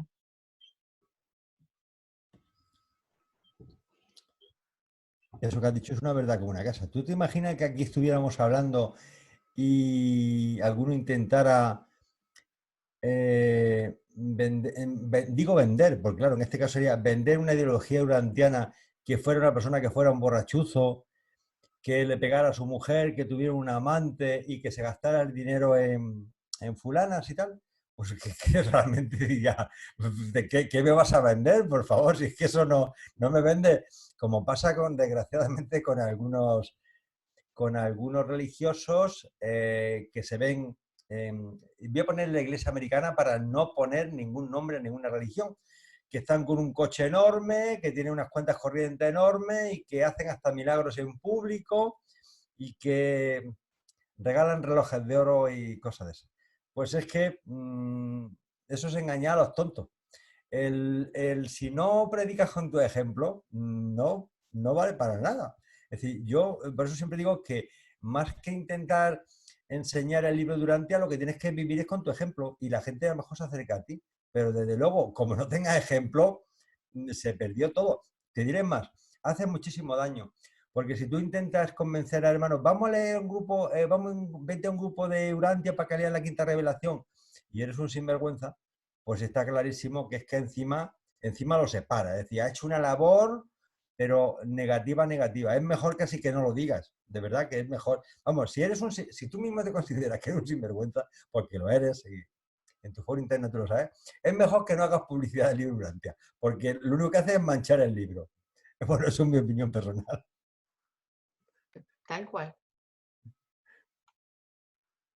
¿Alguna mano más? Arturo. Yo, Javier. Buenas tardes, buenas noches, hermanos. Nada más para agregar un comentario más a lo que Jesús estaba pasando. Si ustedes recuerdan los autootorgamientos de Jesús, los primeros 6 pues, los hizo en estado adulto y el último pues llegó siendo un bebé, el cual yo creo que viviendo la vida experiencial que era autootorgarse en el último, pues no tiene conocimiento de nada. Entonces, así como decía JJ, pues nosotros nos preguntamos quiénes somos y cuál es nuestro destino en este mundo, y eso es algo que supo realizar y encontrar Jesús su camino. Y algo que nos enseña Jaime, y que lo he escuchado mucho, es que siempre la historia ha sido transgiversada o trastornada o modificada por nuestros antepasados, y de cierta manera, pues él no se sentía identificado con lo que incluso los padres le estaban enseñando sobre ser el Mesías, ¿no? Él tenía que encontrar su camino y lo encontró, y creo que es parte de lo que nos está enseñando. Eso era todo lo que quería agregar. Gracias. Alfonso. ¿Puedo decir algo? Sí, por favor, Alfonso. Hola. Hola, ¿cómo están? Buenas tardes. Ya que quería más hacer un comentario que me tiene un poquito, no sé cómo traerlo, pero desde cuando estamos hablando de que hay que enseñar con los actos, ¿verdad? Enseñar los frutos del Espíritu. En donde estas personas que he visto últimamente que andan subiendo videos de conspiraciones y no sé qué en los grupos de Urantia, o sea, no sé cómo es que estamos tratando de la quinta revelación y estamos concentrados en traer la verdad y enseñar al mundo la quinta revelación. ¿Por qué están trayendo otros temas, verdad? Que yo no creo que nos estén dando ningún crecimiento ni verdades, ¿no? Y no sé cómo es, por qué está sucediendo eso, por qué se está permitiendo. A ver si me puedes dar tu opinión. Gracias. Bueno, yo te doy mi opinión, pero ya sabes que mi opinión siempre es muy parcial. Yo efectivamente estoy de acuerdo contigo que una cosa es los conocimientos del libro de Durantia, que deben de estar un poco limpios, puros, digo, en el sentido de que son los conocimientos del libro de Durantia, y luego cada uno de nosotros podemos tener creencias paralelas. O sea, yo puedo creer en los ovnis, o puedo creer en lo que quiera, o puedo creer en que los americanos no llegaron a la luna, que no han engañado, o que las torres gemelas, aquello es mentira, o que cada uno puede creer lo que quiera y es libre de creerlo, es lógico. Pero es verdad que eso debería estar como paralelo, separado de la quinta revelación. Que no quiere decirse que sea verdad o mentira, es decir, yo eso no lo cuestiono. Yo particularmente creo en los ovnis, pero no hablo nunca de los ovnis cuando en el tema en el libro de Durantia, cuando hablamos del libro de Durantia. Cuando quiero hablar de los ovnis, pues hablo con gente que cree en los ovnis y tengo mi visión particular. Pero no debemos de mezclarlo, como tú bien dices, con la quinta revelación. Son cosas diferentes, que no quiere decir que sean falsas, solamente que son diferentes, es otro tema. Es otro tema diferente. Como si quiero hablar de que los intermedios están influenciándonos aquí en los temas de la política a través de no sé qué, hay quien cree en los reptilianos y quien cree en cosas raras. Bueno, vale. Digo cosas raras porque yo particularmente no creo en los reptilianos, pero no quiere decirse que no sea verdad. Es decir, porque estas cosas, pues... Pero estoy completamente de acuerdo contigo que siempre debemos de separar otras creencias o otros conocimientos o otras certezas del tema del libro de Durantia para no mediatizar las enseñanzas del libro de Durantia. Bueno, es una opinión muy personal, ¿eh? Tan personal que seguramente es errónea. No, estoy de acuerdo que las cuestiones personales son personales. Yo también soy como tú, creo en los ángeles, en los ovnis. Todo eso me trajo a mí a esto, ¿verdad? Pero no voy a poner eso, es personal, o sea, estamos queriendo no nos desatemos de donde estamos queriendo, o sea, queremos ser un ejemplo para esta sociedad ahora que está buscando esperanza, verdades, otra manera de vivir espiritualmente.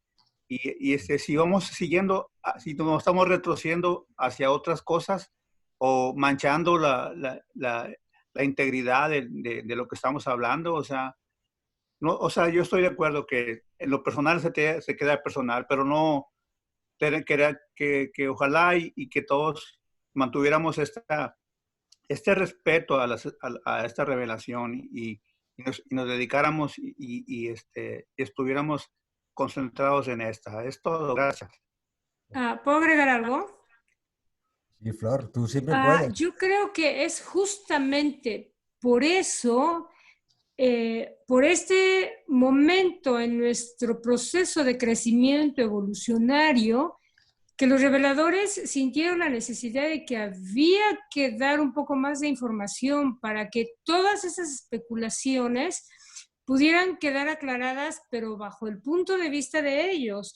Entonces, si hablamos de ovnis, si hablamos de extraterrestres, lo que sea, ellos quisieron darnos la base para que veamos que no estamos cerrados, pero que tenemos que conocer la realidad de toda esa inmensa realidad, valga la redundancia, para que entonces podamos hablar de ovnis, pero bajo el contexto de la gran creación, lo cual nos amplía completamente a muchos mundos que hace lógico que haya ovnis. O sea, por hablar de un tema en particular, ¿no? Entonces yo creo que suena lógico que nos preguntemos, que suena lógico que estemos hablando de ello, pero es tiempo de que nos pongamos a estudiar, porque ya nos dieron la pauta para acomodar esas especulaciones, pero en el lugar correcto y bajo el contexto correcto, creo yo. Gracias. Mira, yo también quisiera añadir algo, ¿sí? Yo he sido maniático en no permitir temas diferentes a la revelación de Urantia en las clases, pero también he sido supremamente abierto en el conocimiento que está llegando desde el punto de vista científico, político, económico. Nosotros no podemos ser ciegos, pero jamás en estos espacios. Para eso habrá otros espacios, así como Javier dictó su charla del domingo pasado, que era una charla interesantísima. Los que se la perdieron, ojalá la vean, porque es sobre astronomía, sobre conceptos y sobre cómo se relaciona con el libro de Urantia. Usted puede ir a especulación, está enseñando cosas que no están en el libro, y ojalá enseñe muchas que no estén en el libro, que nos enriquece a todos. Hombre, siempre tenemos que tener presente una cosa. Perdón, Orlando. El libro de Urantia es una revelación epocal, está adaptado a nuestro tiempo, y no precisamente a nuestro tiempo de ahora, mayo del 2020, sino a principios del siglo pasado. La ciencia evoluciona, como dice la canción, una barbaridad. Estamos avanzando muchísimo. Entonces tenemos que ir adaptando las enseñanzas del libro de Urantia, que ya nos dicen los mismos reveladores que se van a quedar caducas al poco tiempo. Nos dicen que se van a quedar caducas y que ya nos avisan. Y ir adaptando con los nuevos acontecimientos que van surgiendo de tipo científico, de tipo social y de tipo económico. Es decir, van a pasar muchas cosas en los próximos 1000 años. Nosotros vamos a ver muy poquitas porque nos quedan aquí muy poquitos añitos. Pero van a pasar muchas cosas en la humanidad que los reveladores no nos van a decir, porque además ellos tienen completamente prohibido, según las normas de la revelación, de poder anticipar ningún conocimiento ni ninguna cosa que nos afecte a nosotros directamente, porque sería una información inmerecida.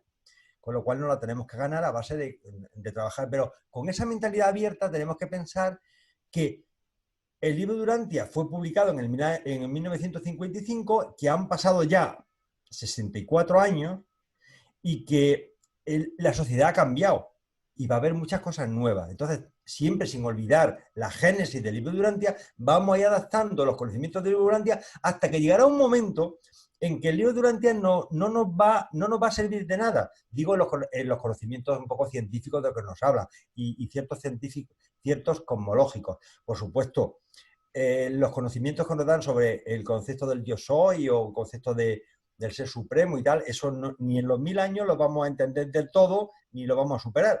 Pero muchos conocimientos van a pasar. Entonces, tengamos un poco la perspicacia, y para eso está el espíritu de la verdad, y cuando oremos con nuestro Padre, pedirle clarificación, de que van a surgir muchos acontecimientos que no nos han contado en el libro Urantia, no nos lo han contado, pero que los tendremos, que los vamos a vivir. Entonces, el libro Urantia es una referencia de esa edad, de esa época.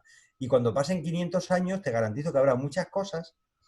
La física cuántica ya te lo está adelantando, muchas cosas de los universos paralelos, de un montón de cosas, que las partículas que pueden estar en dos sitios a la vez. Dios mío, la ubicuidad que existe, además. Bueno, pues nos iremos adaptando, pero sin olvidar que la base y la esencia es esa. Esa enseñanza en ese momento fue tan rotunda que no entendían nada. Y de hecho, me consta que hubo algún documento que nos dieron los reveladores que no se publicó. No se publicó porque es que por más que lo leían es que no sabían de lo que estaban hablando. Mira, un ejemplo. Los reveladores no estaban hablando de Internet, pero si no había ordenadores entonces. No existía el Internet, no existía la megafonía, los móviles. No. ¿De qué hablaban? De la reflectividad. Decía, es como si tú hablas con una persona que está muy distante y lo vieras que es un espejo delante de ti. En el fondo es lo que estamos haciendo aquí nosotros. Mira, ahora mismo estamos cada uno en una parte del mundo, del planeta, nos estamos viendo aquí, y encima con 7 horas de diferencia, hasta en el tiempo estamos diferenciados. Y lo estamos viendo online.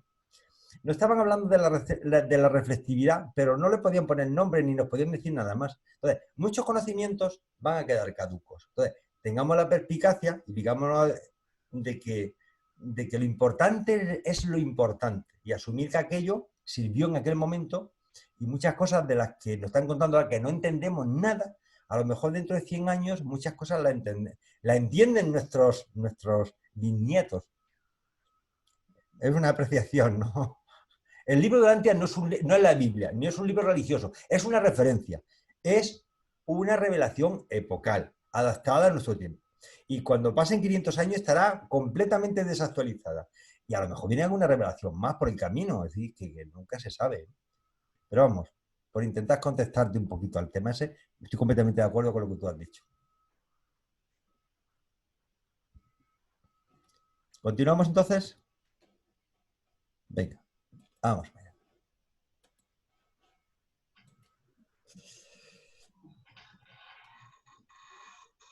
El punto 4, el primer sermón en la sinagoga. Toca a Ketty. Ok. Ya. El primer sermón en la sinagoga. Disculpen. Al cumplir los 15 años, Jesús ya podía ocupar oficialmente el púlpito de la sinagoga los sábados. Muchas veces, antes, cuando faltaban oradores, le habían pedido a Jesús que leyese las Escrituras, pero ahora había llegado el día en que, según la ley, podía oficiar el servicio.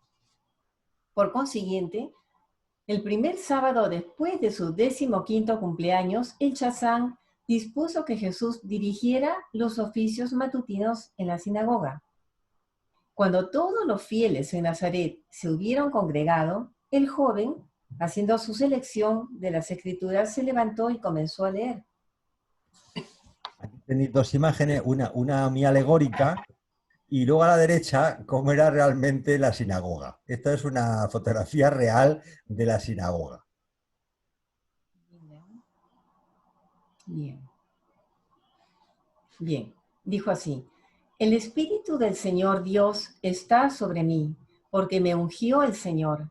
Me ha enviado a predicar buenas nuevas a los abatidos, a vendar a los quebrantados de corazón, a publicar la libertad a los cautivos y a los presos espirituales apertura de la cárcel, a proclamar el año de la buena voluntad de Dios y el día de venganza del Dios nuestro, a consolar a todos los enlutados, a darles belleza en lugar de ceniza, óleo de gozo en lugar de luto, canto de alabanza en vez de espíritu angustiado, y serán llamados árboles de justicia, plantío del Señor, para gloria suya. Buscad lo bueno y no lo malo, para que viváis, porque así el Señor, el Dios de los ejércitos, estará con vosotros. Aborreced el mal y amad el bien. Estableced el juicio en la puerta. Quizá el Señor Dios tendrá piedad del remanente de José. Lavaos y limpiados. Quitad la iniquidad de vuestras obras de delante de mis ojos. Dejad de hacer lo malo y aprended a hacerlo el bien. Buscad el juicio. Restituid el agraviado. Haced justicia al huérfano, amparad a la viuda. ¿Con qué me presentaré ante el Señor? A inclinarme ante el Señor de toda la tierra. ¿Me presentaré ante Él con holocaustos, con becerros de 1 año? ¿Se agradará el Señor de millares de carneros, decenas de millares de ovejas, o con ríos de aceite? ¿Daré mi primogénito por mi rebelión, el fruto de mis entrañas por el pecado de mi alma? No, porque el Señor nos ha mostrado, oh hombres, lo que es bueno. ¿Y qué pide el Señor de ti? Solamente hacer justicia, amar la misericordia y caminar humildemente con tu Dios. ¿A quién, pues, haréis semejante a Dios que está sentado sobre el círculo de la tierra? Levantad en alto vuestros ojos y mirad quién creó todos estos mundos, quién saca y cuenta su ejército. A todos llama por sus nombres. Él hace todas estas cosas por la grandeza de su poder, y porque es poderoso, ninguna faltará. Él da esfuerzo al cansancio. Él da esfuerzo al cansado y multiplica las fuerzas al que no tiene ningunas. No temas, porque yo estoy contigo. No desmayes, porque yo soy tu Dios. Te esfuerzo y te ayudaré. Sí, te sustentaré con la diestra de mi justicia, porque yo soy el Señor tu Dios. Y te sostiene de tu mano derecha y te dice, no temas, yo te ayudo. Y vosotros sois mis testigos, dice el Señor, y mi siervo que yo escogí, para que me conozcáis y creáis en mí, y entendáis que yo soy el Eterno. Yo soy el Señor, y fuera de mí no hay quien salve. Después de leer así, se sentó, y la gente se fue a sus casas discurriendo las palabras que con tanto donaire les había leído. Nunca le habían visto los de su pueblo tan magníficamente solemne. Nunca le habían oído leer con una voz tan apremiante y tan sincera. Nunca lo habían observado tan decidido y maduro con tanta autoridad. Ese mismo sábado por la tarde, escaló Jesús la colina de Nazaret en compañía de Santiago. Al regresar al hogar, Jesús escribió con un carbón sobre 2 tablillas los 10 mandamientos en griego. Luego, Marta coloreó y adornó estas tablillas, y durante mucho tiempo estuvieron colgadas en la pared sobre el pequeño banco de trabajo de Santiago. Una pequeña nota. Cuando yo le hizo, ¿no recuerda esto? ¿No recuerda el escrito bíblico cuando Moisés subió al monte Oré a orar y Yahvé les dio las tablas de la ley y los 10 mandamientos? Es que hay un paralelismo graciosísimo. ¿Verdad? ¿No? ¿Verdad? Tienes razón. Que sube al monte. Creo que ya ahí termino yo, ¿no? Sí. El punto 5. Aquí le toca a Paula. Adriana. A mí sí. Quinto, la lucha financiera. Paulatinamente Jesús y su familia retornaron a la vida simple de sus primeros años. Sus ropas e incluso sus alimentos se simplificaron. Tenían leche, mantequilla y queso en abundancia y durante la estación apropiada disfrutaban de los frutos de su huerto. Pero cada mes que pasaba los obligaba a una mayor frugalidad. Su desayuno era simple, pues guardaban los mejores alimentos para la cena. Sin embargo, entre estos judíos, la falta de riqueza no implicaba inferioridad social. Ya este joven había llegado a tener una comprensión casi completa de cómo vivían los hombres de su tiempo y cuán bien entendía él la vida del hogar, del campo y del taller de trabajo quedó claramente demostrado en sus enseñanzas posteriores, que tan pletóricamente revelan su íntimo contacto con todas las fases de la experiencia humana. El Chazán de Nazaret seguía aferrado a la creencia de que Jesús había de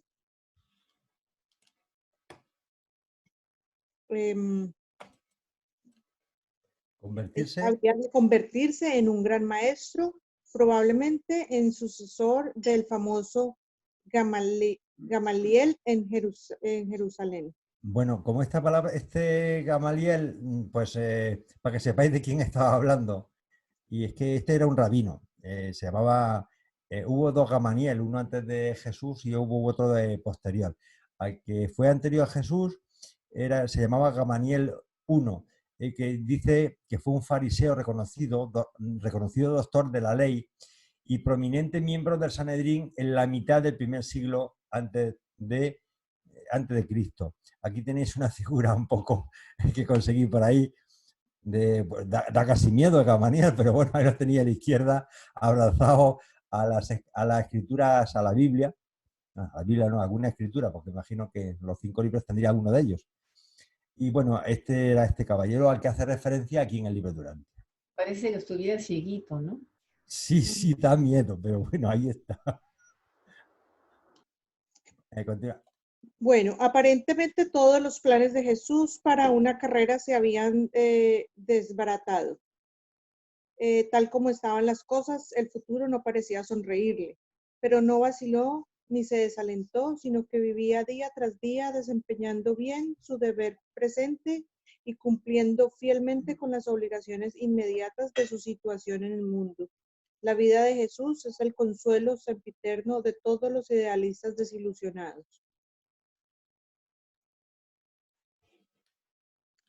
El pago de los carpinteros jornaleros iba disminuyendo lentamente. A fines de este año, Jesús podía ganar, trabajando de sol a sol, solo el equivalente a unos 25 centavos de dólar diario.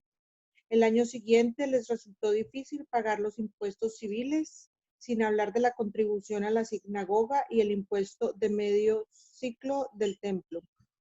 El recaudador de impuestos intentó sacarle aún más dinero a Jesús durante este año, llegando hasta amenazar con llevarse su arpa. Un momentillo, mira, yo cuando leí esto, pues dije, pero ¿qué los reveladores nos dicen que trabajando Jesús de sol a sol, pues cobraba unos 25 centavos de dólar diario? Eso es mucho, es poco, no sé. Entonces me hice esa pregunta, investigué. Entonces, cuando los reveladores sabes que la revelación empezó a revelarse sobre 1920 y tantos, se publicó en el 55, pero la revelación fueron un montón de años. Entonces, fijaros que en los años de 1920 a 1930 en Estados Unidos, la revelación apareció en Estados Unidos, dice, las condiciones de desigualdad salarial con respecto a los hombres ya era evidente. Por ejemplo, un operario de fábrica de secadora de fruta cobraba 2,5 dólares diarios, mientras que una mujer recibía 2. Esto aparece en la revista de comercio del año 1922. Y Jesús cobraba $0,25 diario. Entonces, tú comparas un trabajador de una fábrica de esa época cobraba 2,5 dólares diarios. Se supone que de sol a sol también. Pues entonces trabajaban 10 horas diarias. Y Jesús cobraba $0,25. Fijaros qué miseria de dinero estaba cobrando Jesús por trabajar. Es decir, estaba explotado. Es un poco una referencia económica para que veáis exactamente un poco en la miseria que vivía.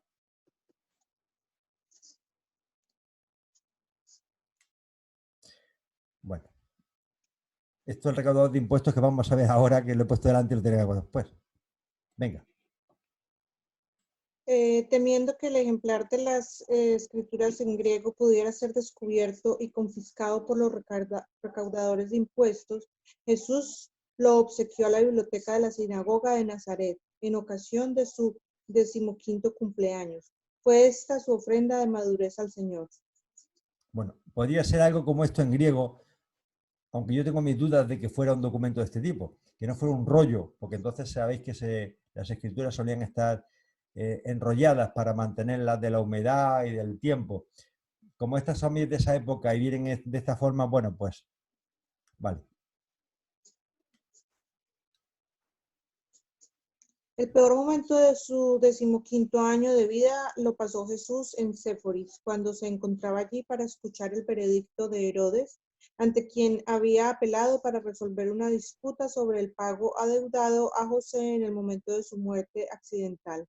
Jesús y María esperaban recibir una suma considerable de dinero, pero el tesorero de Séforis les había ofrecido una cantidad ínfima. Los hermanos de José resolvieron pues apelar ante el mismo Herodes. Por eso se encontraba ahora Jesús en el palacio, de pie ante Herodes, y le escuchó decretar que nada se le debía a su padre en el momento de su muerte. Esta decisión tan injusta bastó para que Jesús no volviera a confiar nunca más en Herodes Antipas. No es sorprendente que en una ocasión se refiriera a Herodes como ese zorro. El duro trabajo de Jesús en el banco de carpintero durante este año y los subsiguientes le impidió de partir con los viajeros de las caravanas. Ya un tío suyo se había hecho cargo de la tienda de provisiones de la familia y Jesús trabajaba en el taller de la casa para poder estar cerca de su familia y así ayudar a María en cuanto a los niños. Por aquel entonces empezó a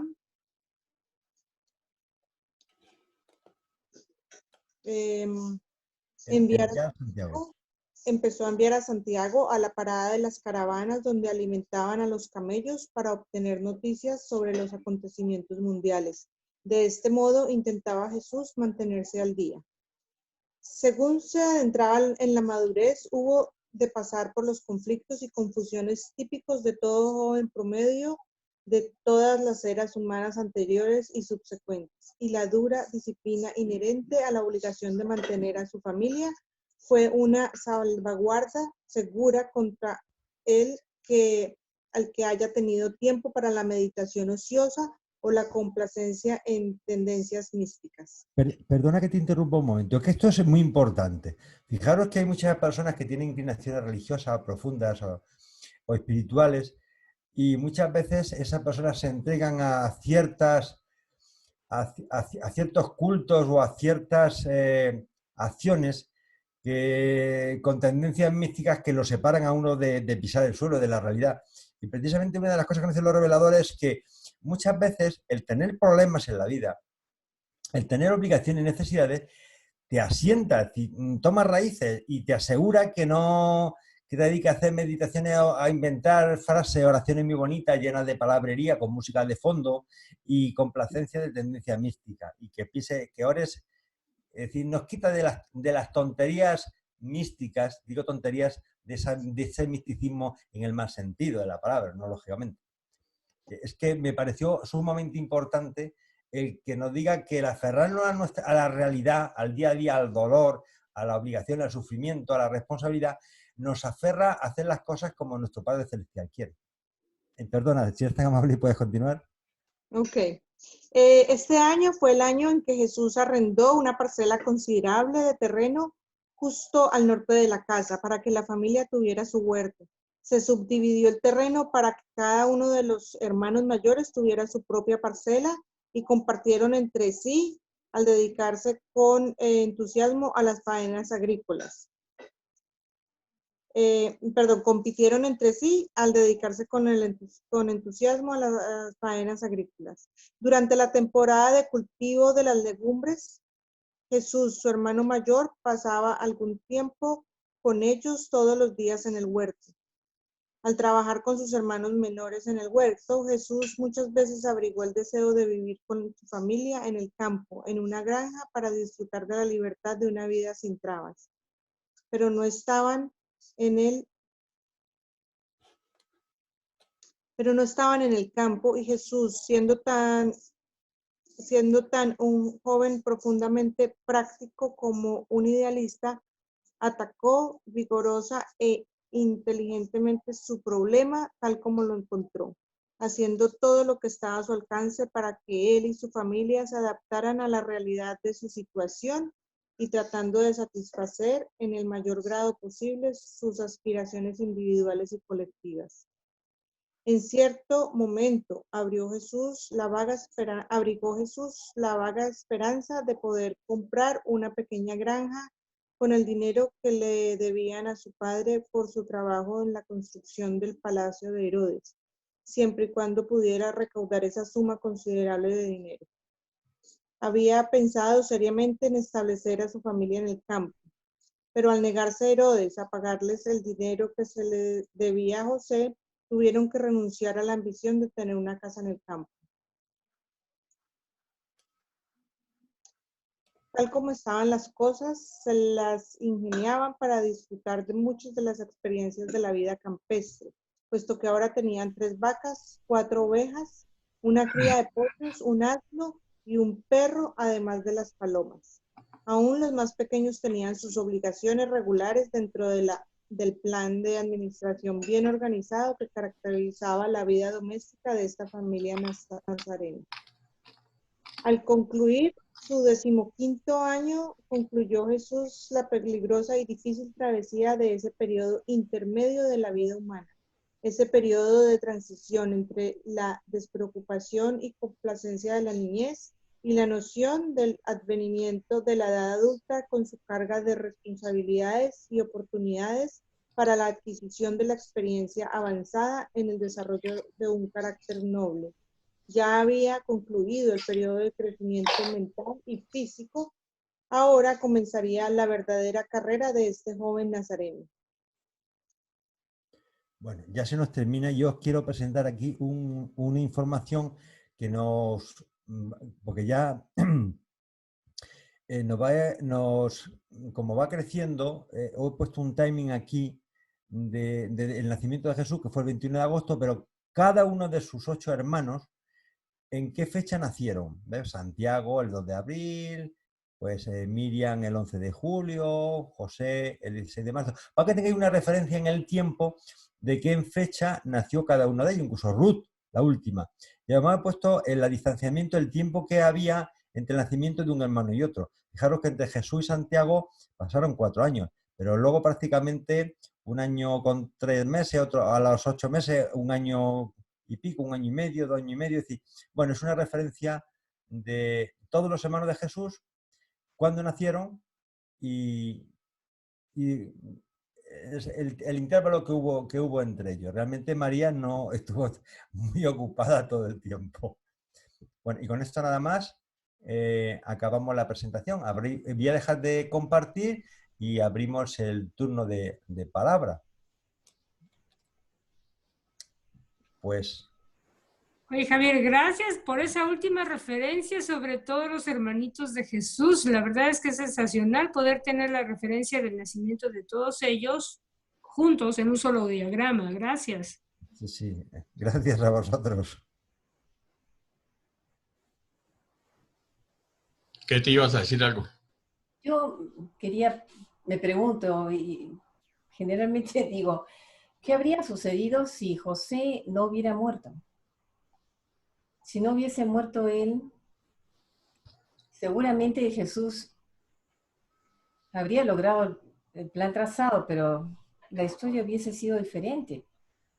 Claro que todavía tenemos que leer más documentos sobre las propuestas que tiene él para estudiar con los fariseos o más cosas, ¿no? Propuestas económicas, el asunto de Rebeca.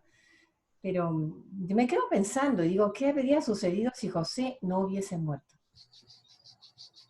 Así es que esto, claro, hay una parte que menciona, que hemos leído, que tú resaltaste, Javier, que decía que si esas ocupaciones que tuvo él, lo aferró a la realidad, ¿no? Y lo mantuvo consciente de todo momento de su responsabilidad para con sus hermanos y su familia en general.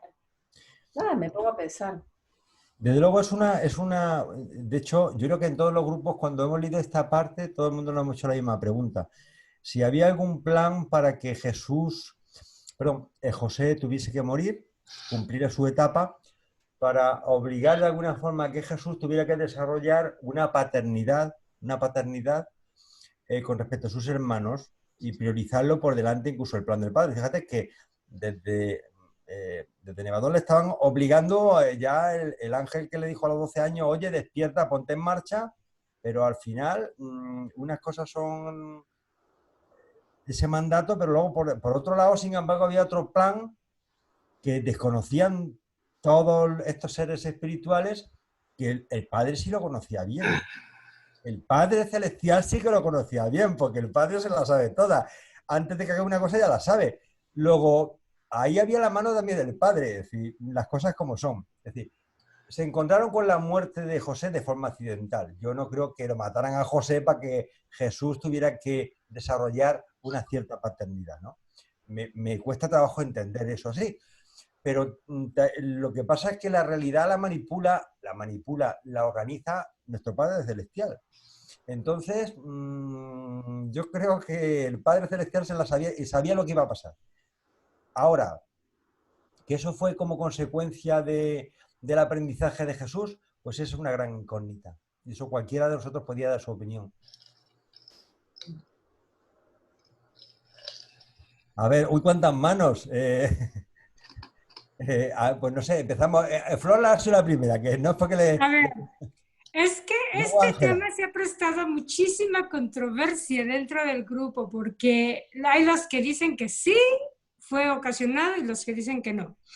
Aquí tenemos dos elementos que nos permiten la conversación, ¿no? En primer lugar, dicen los reveladores, una mano al parecer cruel. Eso nos da a pensar como que hubo manipulación. Pero por otro lado, y Javier lo tiene en rojo, dice, así pues, se permitió que ocurriesen en Urantia, lo cual significa que no metieron la mano. Entonces, ahí hay una ligera contradicción. Desde mi muy particular punto de vista, si bien Jesús estaba dicho que ningún hijo divino puede dejar descendencia, por lo tanto no podía tener hijos aquí, hijos de él, y tener que continuar con esa. Y si bien todo el escenario se prestaba para que él viviera la experiencia de la paternidad sobre ellos, sobre sus hermanitos, también creo que cuando los seres celestiales ponen reglas, ellos mismos no las rompen. Entonces, yo pensaría, es mi muy particular punto de vista, que si bien se puede prestar especulación y se puede prestar a que se piense que de arriba manipularon para que José muriera con el fin de que Jesús tuviera su experiencia, al mismo tiempo no interfieren en las situaciones normales humanas bajo ese contexto. Entonces, mi muy particular punto de vista es que ellos no provocaron la muerte de José, que fue una situación que se dio y que afortunadamente, bueno, o sea, no afortunadamente, pero con todo y el dolor que representa, sirvió para que Jesús tomara ese papel de padre. Por otro lado, ellos no manipularon la situación para que pasara de esa forma. Simplemente sucedió y no interfirieron en que no sucediera. O sea, que permitieron que pasara, lo cual brindaba a Jesús la oportunidad para tener semejante bárbara experiencia de criar hijos y vivir la paternidad humana sin él tener hijos propios. Eso era todo. Gracias. Vale, mira, ahora habla Ángela y después JJ, en el orden que lo han pedido. Bueno, es que yo hablo tanto a veces.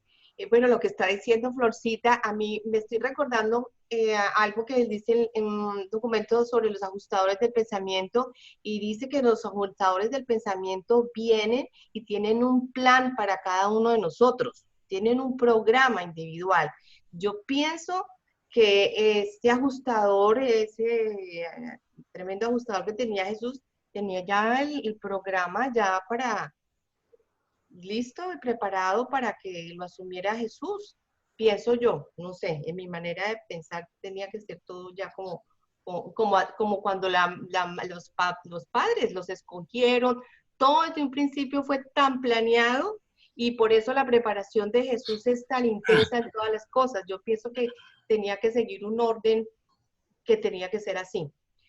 O una cosita que yo tengo, que yo quiero compartir también, es que yo veo que la experiencia, Jesús aprende muchas cosas y sabe de todo, ganarse la vida, bueno, todo lo que hemos leído, pero una de las cosas importantes desde la niñez de él es la preparación que tiene él dentro de la religión.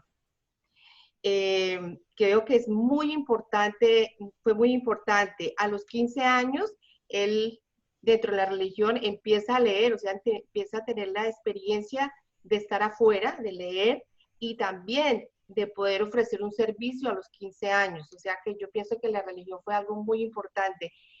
Pienso yo, al tiempo de ahora, de nosotros, de los padres que tienen sus hijos, ¿qué tan importante puede ser para nuestros hijos el poder pertenecer, el que tengan que pertenecer a una religión?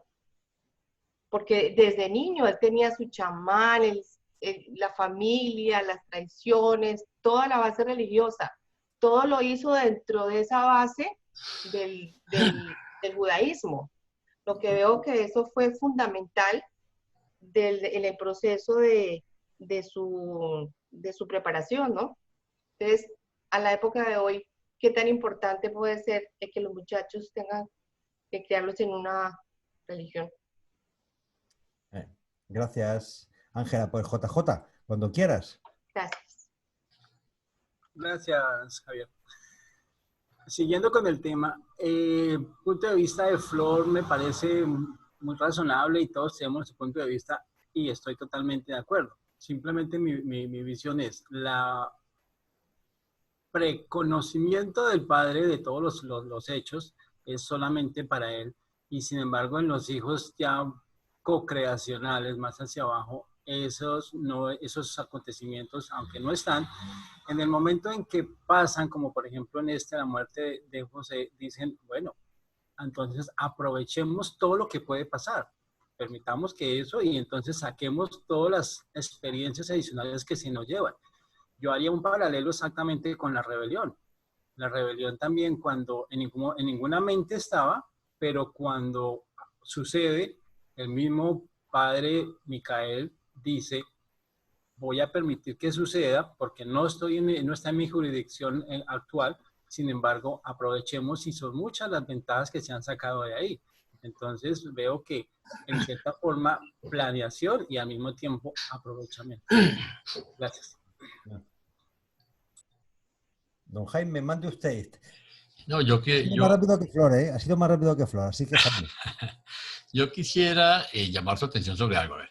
Primero, nosotros podemos ponernos a especular todo lo que queramos. ¿Y qué hubiera sido si hubiera sido, y si yo hubiera nacido rico, y si hubiera sido hijo del príncipe Carlos, y si hubiera sido de la realeza española?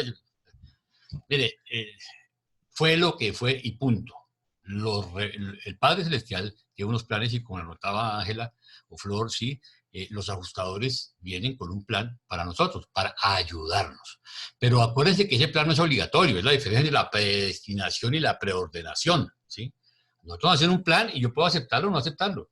Ahora, créanme que todos los seres celestiales cuando planearon, cuando escogieron que ese hijo, ¿sí?, autootorgador viniera a una familia judía, tenía miles de razones. Había 3 familias preparadas. ¿Por qué escogieron a José y María? Porque tenía todas las características adecuadas, geográficas, históricas, en tiempo y todo, para que fuera el mejor ambiente, el mejor caldo de cultivo, para que todas esas características de deidad afloraran en él y cumpliera con su tarea.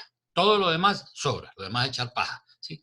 Ahora, en cuanto a qué tan importante es la religión en nuestros hijos, yo les diría que es importantísima, independientemente de cuál sea. Y yo digo, como los mormones tenemos la oportunidad de mandar a nuestros hijos a misión, ¿sí? Nuestros jóvenes salen a los 18 años, yo pertenecía a la iglesia, a prestar 2 años de servicio donde dejan sus estudios y dejan todos, incluso a nosotros como familia nos toca pagar esa misión, ¿sí?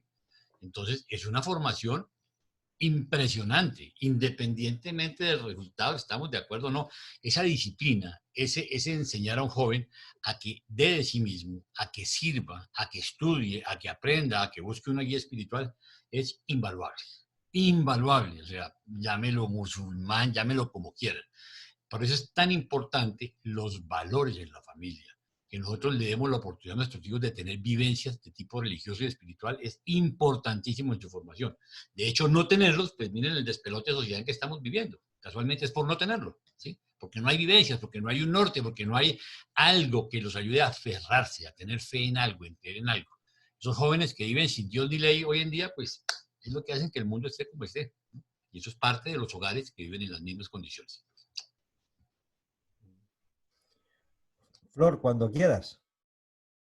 Sí, solamente un punto más para apoyar lo que estaba diciendo anteriormente, es que si pienso yo, si los reveladores hubieran deseado, no los reveladores, perdón, todas las personalidades celestiales, que Jesús viviera esa situación, el hecho de ellos acabar con la vida de José también hubiera ido en contra de sus propias reglas, creo yo. ¿Por qué? Porque entonces estarían limitando a José en la expresión de su libre albedrío para desarrollar su propia existencia. Ok, quizá ya estaba dicho que José ya estaba bien, ya iba a ir ahí arriba. Pero yo no creo que los seres celestiales funcionan así. Nuestros administradores son bastante más inteligentes y nos permiten el libre albedrío. Entonces yo no creo que ellos hubieran coartado en José la capacidad para continuar. Yo verdaderamente creo que fue un accidente. Y que entonces simplemente, debido al libre albedrío que es sagrado, permitieron que Jesús, a partir de las circunstancias, se las arreglara como buenamente pudiera para sacar adelante la situación. Solo eso quería decir, perdón. Bueno, pues si alguna pregunta más, y si no hay alguna pregunta más, damos por cerrada este nuevo capítulo. Y empezamos con... Queridos amigos, les agradecemos mucho su asistencia. Les recordamos, vamos a parar la grabación en este momento,